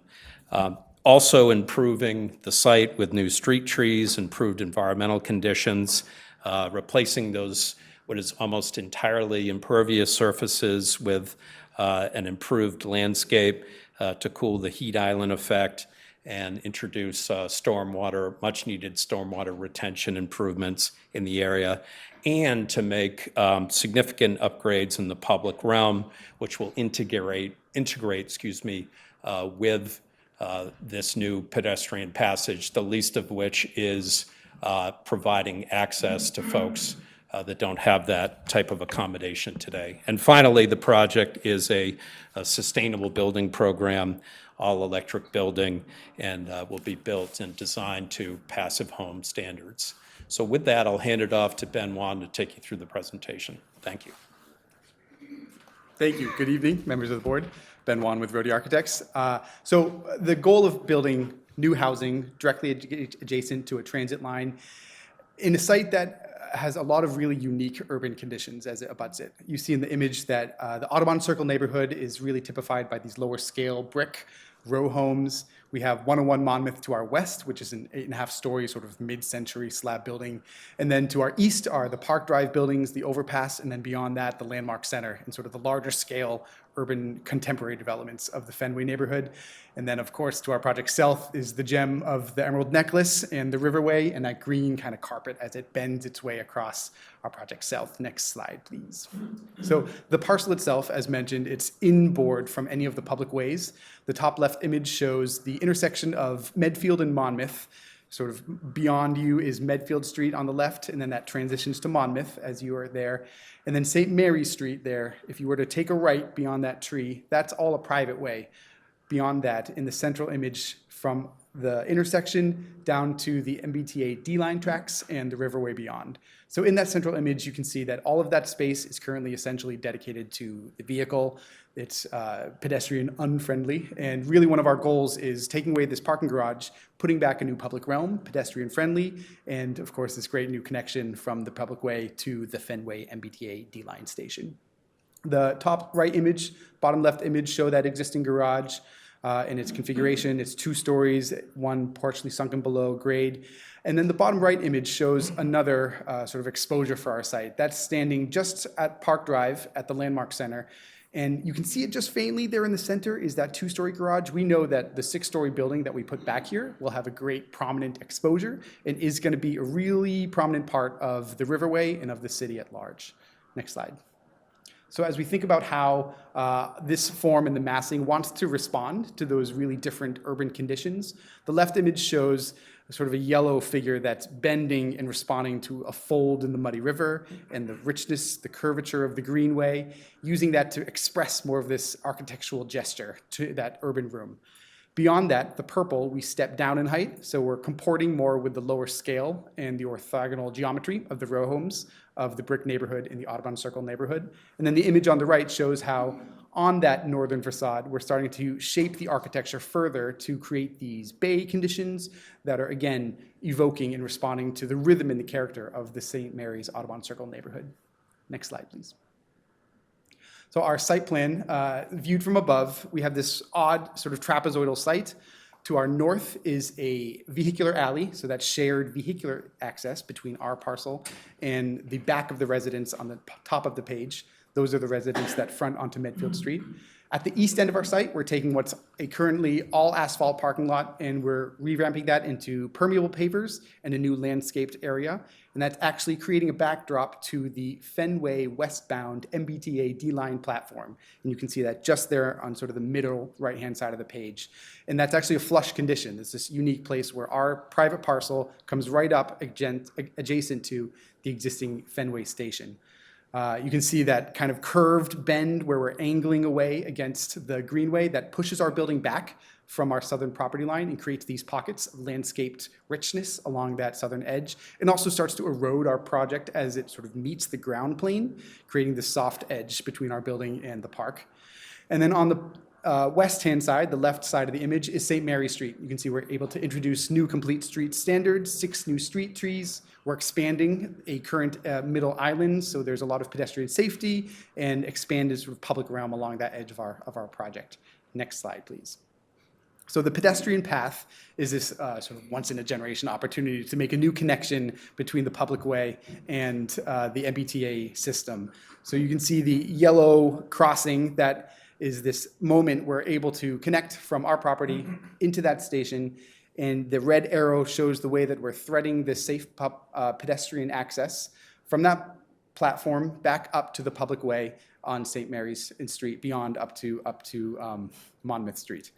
We're able to create new landscape spaces, new permeable landscaping at grade, and we've reconfigured the ground floor as we introduce this pedestrian path so that all along St. Mary's Street is pedestrian-oriented uses. The building's lobby, the bike room, and as I mentioned, 6 new street trees. Next slide, please. These next few slides put the building and its massing, those principles that I described earlier in the axon diagram, and shows how those steps are meant to thread the building into its context. So the top image, the east, shows the higher 6-story volume as it fronts onto the riverway, stepping down in height and starting to transition down to the lower scale of the Audubon Circle neighborhood. And then the bottom image showing St. Mary Street, how we've introduced the 6-story volume folds away, and there's a smaller 4-story volume that designates the building's lobby entrance, and that again completes the street wall of St. Mary Street and ties the building into its fabric. Next slide, please.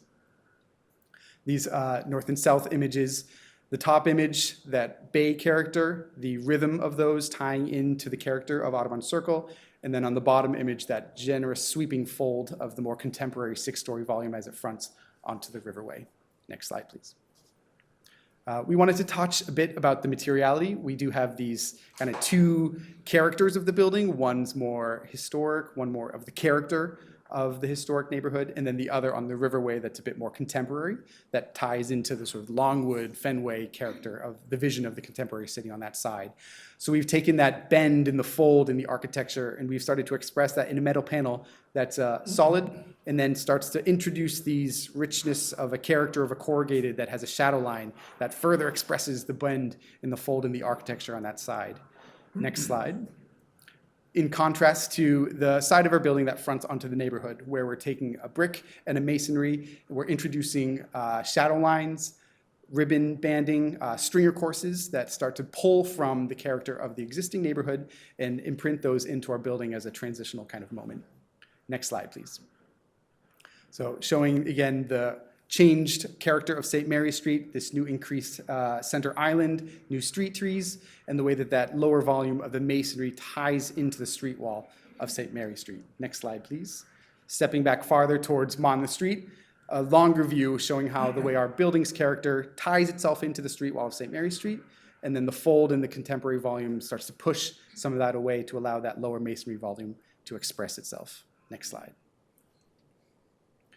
This is that image referenced earlier, thinking about the character of what a contemporary building wants to feel like as it fronts onto the Riverway. We've had a number of great conversations with the Emerald Necklace, with the Muddy River Conservancy, and neighborhood organizations to understand what it means to build contemporarily on a site like this, has this kind of broad exposure.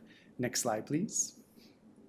And then the view showing the transition between those two edges, the contemporary side, the contextual masonry as you view it from the top of the Park Drive overpass. And that's my presentation. Thank you. Thank you. Okay, thank you. Questions or comments from the board? Thank you for the great presentation. Really appreciate, obviously, the commitment to sustainability we've seen tonight and with some other projects. I particularly like the bullet point about 100%, opting into 100% renewables on the BCEC. That was something that then Councilor Wu and I helped get passed. It will, I've often said, every environmentalist ought to be a fiscal conservative because you will no doubt save money in the common area. So I encourage you to urge the residents to use it as well.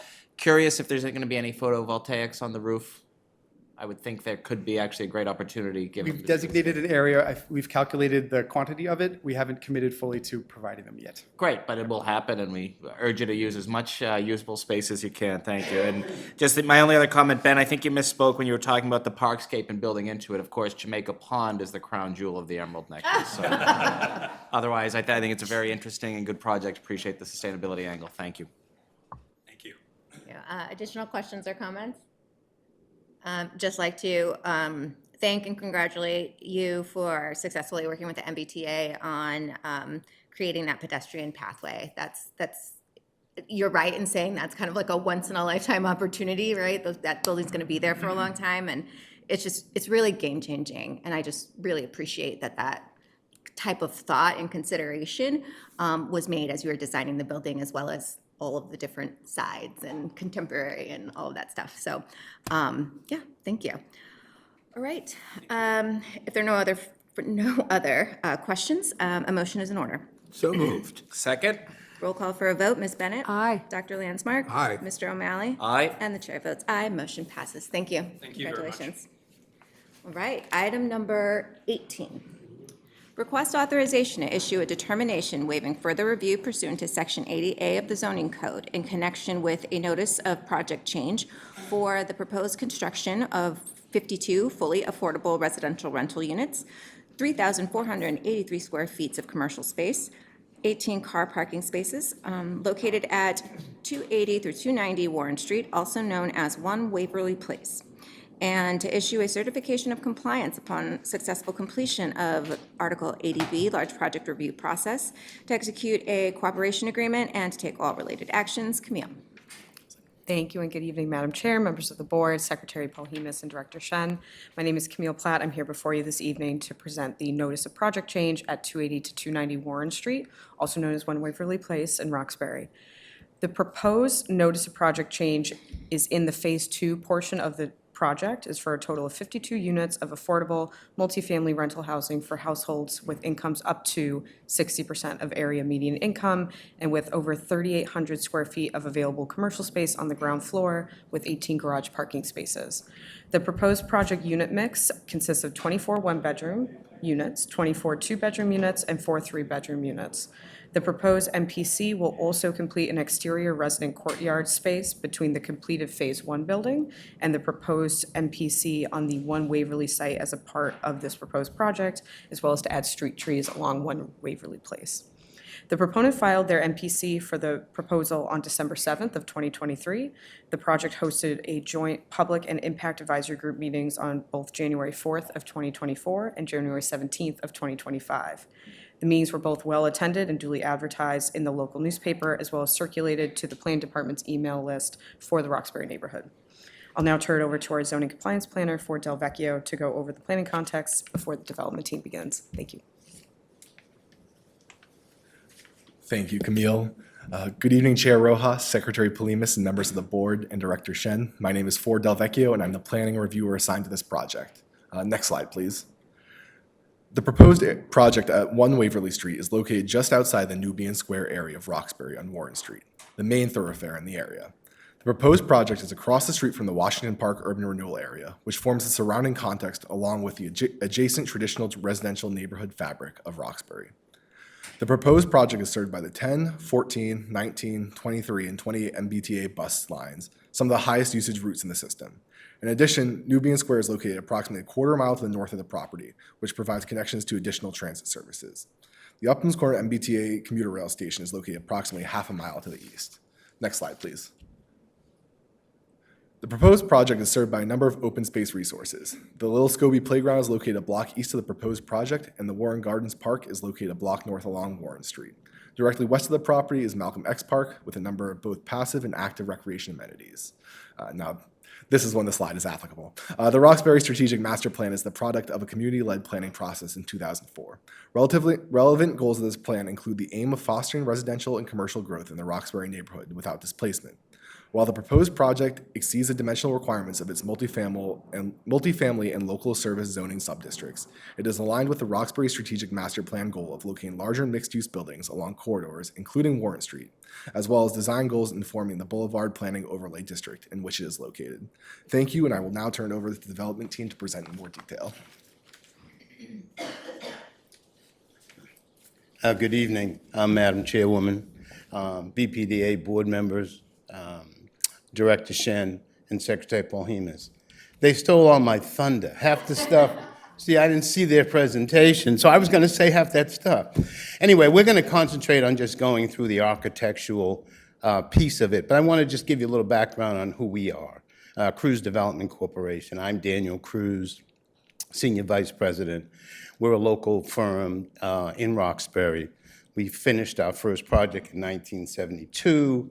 Since then, we've done about 2,100 units in mixed income, mixed use projects, and another 1,800 in joint ventures. One of the things we do focus on, and when you put that first slide back up, I would like to talk about that, the first one that was up there. Yeah, one of the things for us is we try to leave the neighborhoods more empowered than we find them. So we commit not only to beautiful edifices, which I think this is, but also utilization. And so in this project, like all of ours, we commit to 60% worker of color utilization, 60% businesses of color, and typically achieve 75%. Because affordable housing is great, we do a lot of it, but if you don't empower the neighborhoods and leave them economically better than you find them, you're just kind of recycling the status quo. So if you look at all of our projects, in fact, this is phase 2 of our Warren Street initiative. The Michael E. Haynes Arms Building was 55 units. We finished that in August of 2023. It's 55 units in commercial space, which we occupy. 8,000 square feet, because it was important for us as a firm of color to be in the neighborhood. So we took all 8,100 square feet and relocated about 45 employees there. But when you look at the numbers on that project, and it was almost a $30 million construction project, we hit over 75% MBE utilization and 75% worker. So we like to think that that's a little something different that we bring to the table to help the neighborhoods. I mean, it's 52 units, 24 ones, 24 twos, 4 threes. It's all affordable. This one has about 3,400 square feet of commercial space. We've actually committed to the neighborhood because they want to see a bakery kind of sandwich shop. So we've committed to working with local brokers to try and identify one. In fact, when you see the building, it's got a brick plaza out inside, out in front.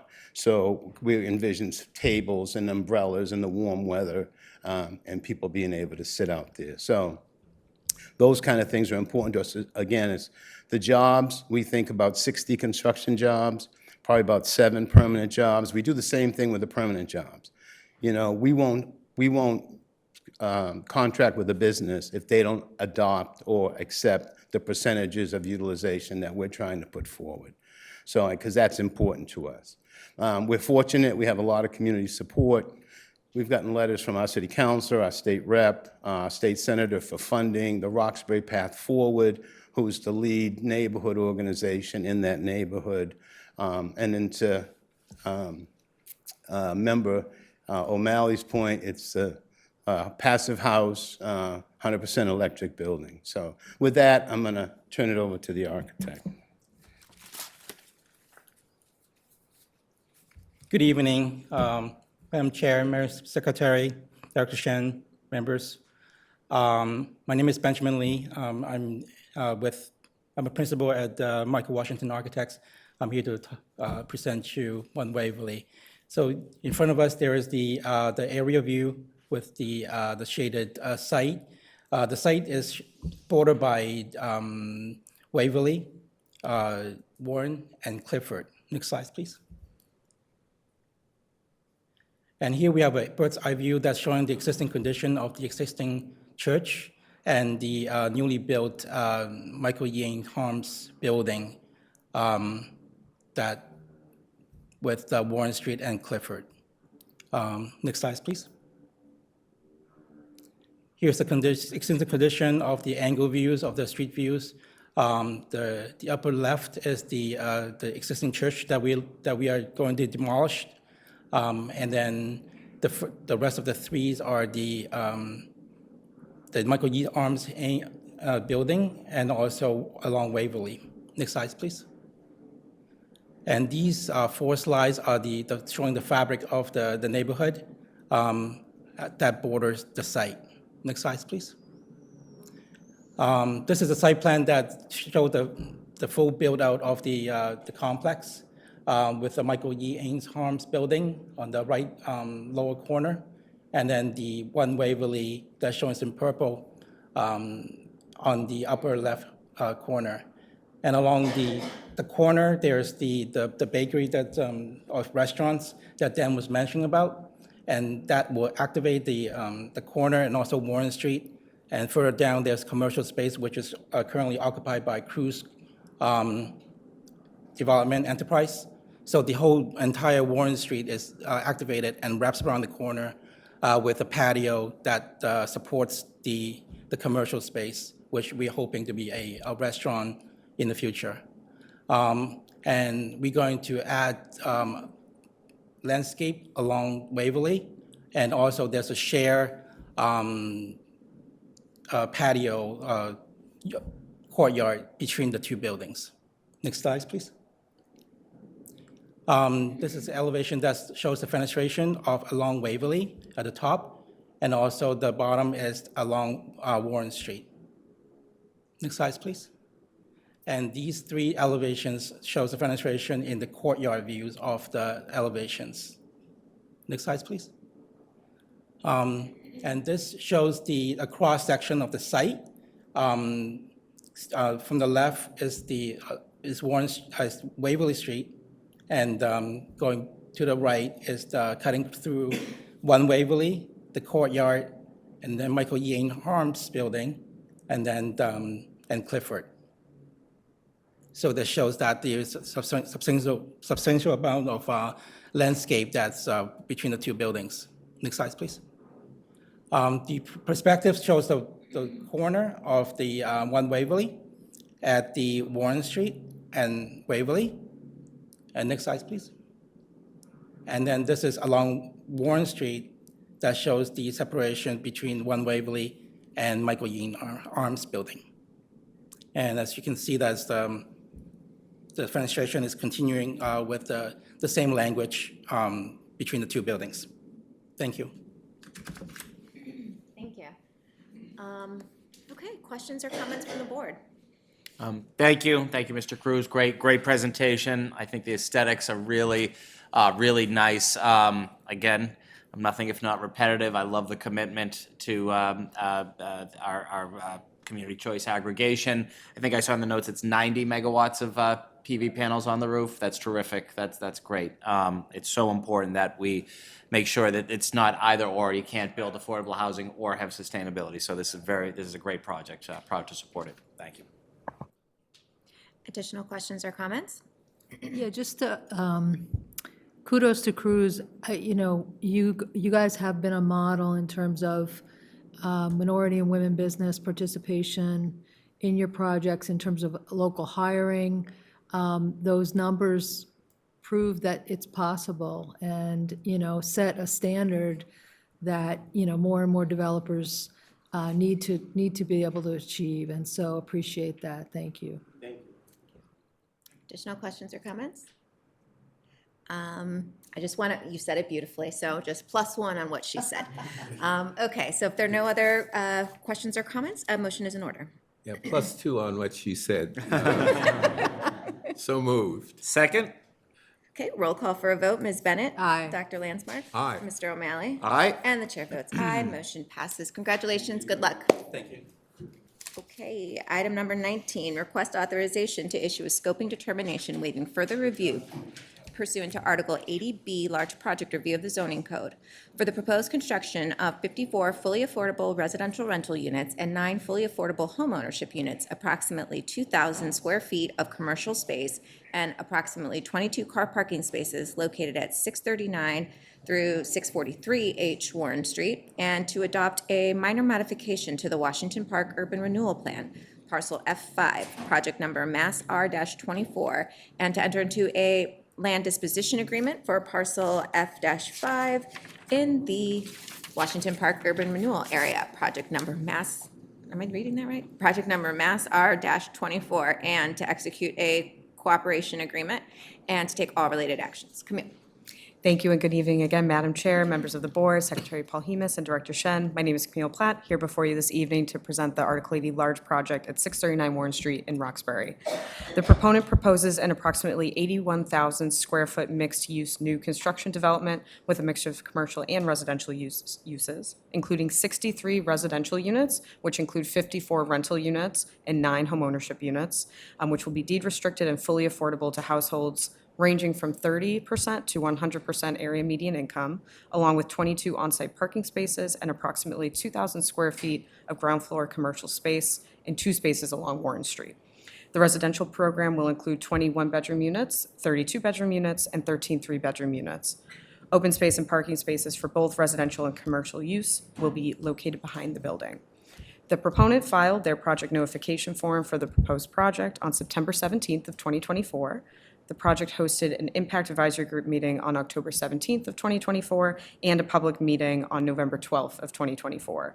Meetings were well attended and advertised in the local newspaper, as well as circulated throughout the planning department's email list for the Roxbury neighborhood.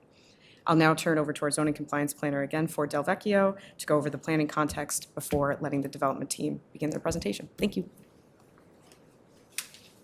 Thank you again for that, Camille. Good evening, Chair Rojas, Secretary Polimas, members of the board, and Director Shen. My name is again Ford Del Vecchio, and I'm the planning reviewer assigned to this project. The next slide, please. Okay, perfect. The site, currently vacant, consists of 32,760 square feet across 2 parcels owned by 639 Warren Street LLC, both owned by the proponent.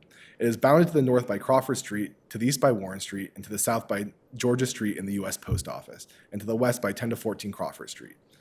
The site is conveniently located near the Grove Hall Commercial Center and within walking distance of Franklin Park's open spaces and trails. The proponent seeks to extend Warren Street's commercial corridor by incorporating ground floor commercial space into the proposed project, fostering job creation and an active, vibrant streetscape. The site offers strong transit accessibility, sitting directly along multiple MBTA bus lines and adjacent to a covered bus stop at Warren Street and Crawford Street. Additionally, it is situated just a half mile from the Four Corners and Geneva Station on the Fairmount commuter rail line, and less than 1.5 miles from the Stony Brook Station on the MBTA Orange Line, making it an ideal location for transit-oriented development. Next slide, please. The combined project site is located within the Grove Hall neighborhood shopping subdistrict of the Roxbury Neighborhood Zoning District and the Boulevard Planning Overlay District as governed by Article 50.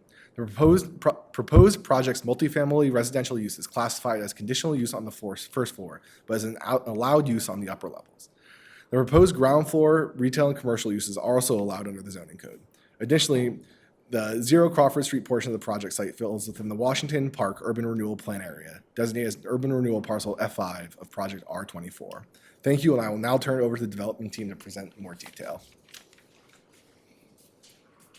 Hi, good evening. My name is Intia Ambrogi Saza, and I oversee real estate development at Madison Park Development Corporation in Roxbury.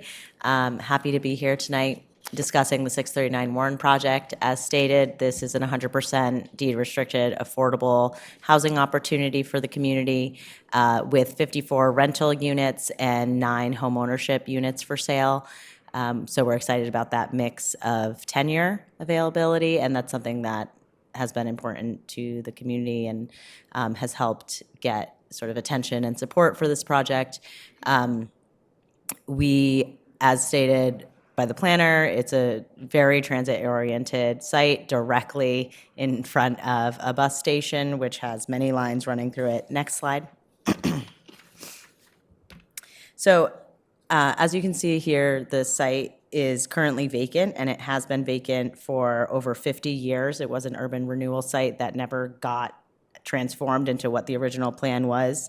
It's very in keeping with Madison Park Development Corporation's mission to be addressing urban renewal displacement and to advance and repair communities impacted by the legacy of urban renewal. So that's something that we're excited to be able to do in the Grove Hall neighborhood, just as we have in the Nubian Square neighborhood previously. Next slide. So here you can see a few of the key components that have really driven both our design, but also just our community conversations. It's worth noting that prior to even the public meeting and being here today with you all, Madison Park held or participated in over 40 community meetings. So really a very robust outreach to community members prior to the official Article 80 process. And so as you can see here, it's a vacant lot in this photo. Since then, we've had some interventions like planting sunflowers with the Roxbury Sunflower Project, which has been really lovely for the last 2 summers, engaging youth in that programming, having arts programming on the site for anyone to stop by and participate in, and inviting and working with the Freedom House across the street. We also, as you can see in the bottom picture, there's a mural there on the side of the U.S. Postal Service office, which is something that community members are really proud of, that a lot of people who we've spoken to were involved in and really want to see that mural celebrated and supported. So that's something that we made integral to our building design, to really highlight the view of that mural and continue to kind of refresh it as part of our operations, as part of the plan. And also just highlight that the entrance on Georgia Street, we have had this group that we've been convening, referring to as a community advisory group, that includes the abutter whose home you see in the corner there and who is a supporter of this project. So we're really proud to have those deep and meaningful community conversations happening. Next slide.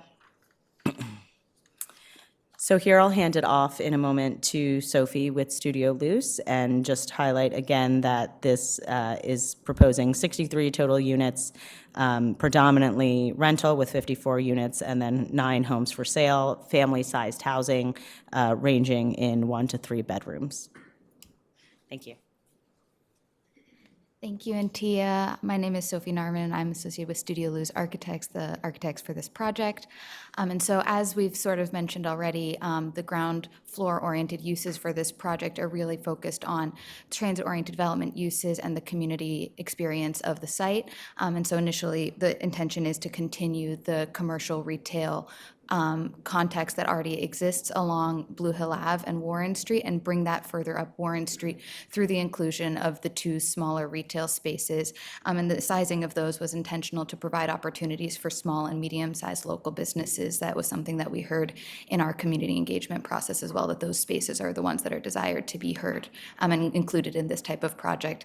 And then as you continue up Warren Street towards Crawford Street, that is where the building lobby with the bike room is for residents. And then in keeping with maintaining the existing bus stop location and creating a generous and continuous pedestrian experience along Warren Street with the addition of a significant number of street trees and a new bike share station. And as you look at the Plan South area where the letter C is notating, that is where Antia had mentioned the existing mural on the site. And you can see how we've chamfered the building to really create an open space associated with that commercial space to create a public amenity space that preserves the view and celebrates as much of that mural as visible from the street. As you go up Crawford Street, there's a secondary entrance to the building that serves the homeownership units, which are located in a 3-story volume along Crawford Street. And from the Georgia Street curb cut, that is where the entrance for the 22 parking spaces is located. At the rear of the site, we've got a community open space as well that's for the residents. This includes a patio space as well as a natural landscaped play area for residents, given that the unit development performa is targeting family-sized units, and so creating a space where multi-generational enjoyment of that open space can be included. Next slide, please.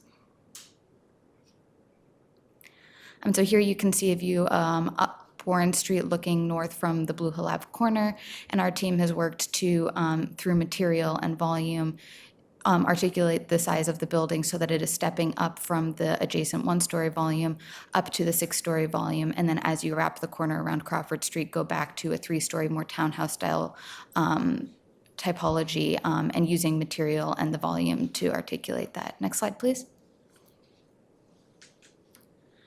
And so here you can see the datum lines being pulled from the 1-story structure adjacent and carrying that across the entire frontage along Warren Street, and then the 3rd floor roof elevation as one turns the corner along Crawford Street, and working along that with the grade change across the site as well to create a continuous datum line. Next.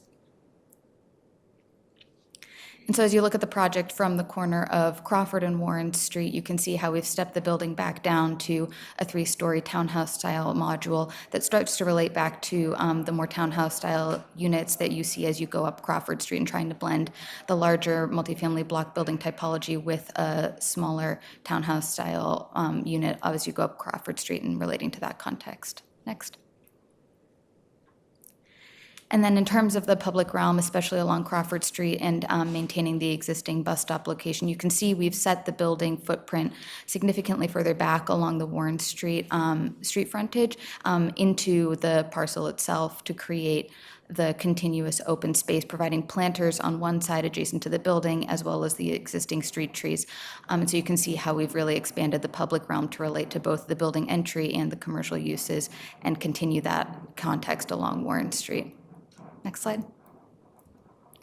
And then here you can see how we've chamfered the 1st floor corner of the retail space to really open up the plaza along the mural and create, almost 15 feet of open space to light and air within that plaza space as well, to create a space that residents would actually want to spend time and celebrate and gather with their community. And next slide. That's it. Thank you. Okay, thank you. Questions or comments from the board? Just again, I mean, this is even better than the last one with 96 kilowatts of a solar array. So tremendous work, great project. Love obviously the commitment to sustainability. Love the activation of the plaza, protecting the mural. It's really exciting. So kudos to a great project. Additional questions or comments? I would like to just comment and, give flowers to the Madison Park CDC. I am like, anytime that you come here, it's just, you blow me away. I appreciate your leadership. I appreciate your team's dedication to righting the wrongs of urban renewal. And as we are in the process of writing that down, it's meaningful. And I also want to thank you for activating the space. In the meantime, we don't always see that. It kind of just sometimes just stays there. But the intentionality of activating the site with sunflowers and art is, again, like so meaningful and impactful to this city, to this neighborhood. It's what they deserve. It's what I just am so grateful to your CDC, and yeah. Okay. All right, if there are no other further questions or comments, a motion is in order. So moved. Second? Roll call for a vote. Ms. Bennett? Aye. Dr. Landsmark? Aye. Mr. O'Malley? Aye. And the chair votes aye. Motion passes. Congratulations. Good luck. All righty. Item number 20.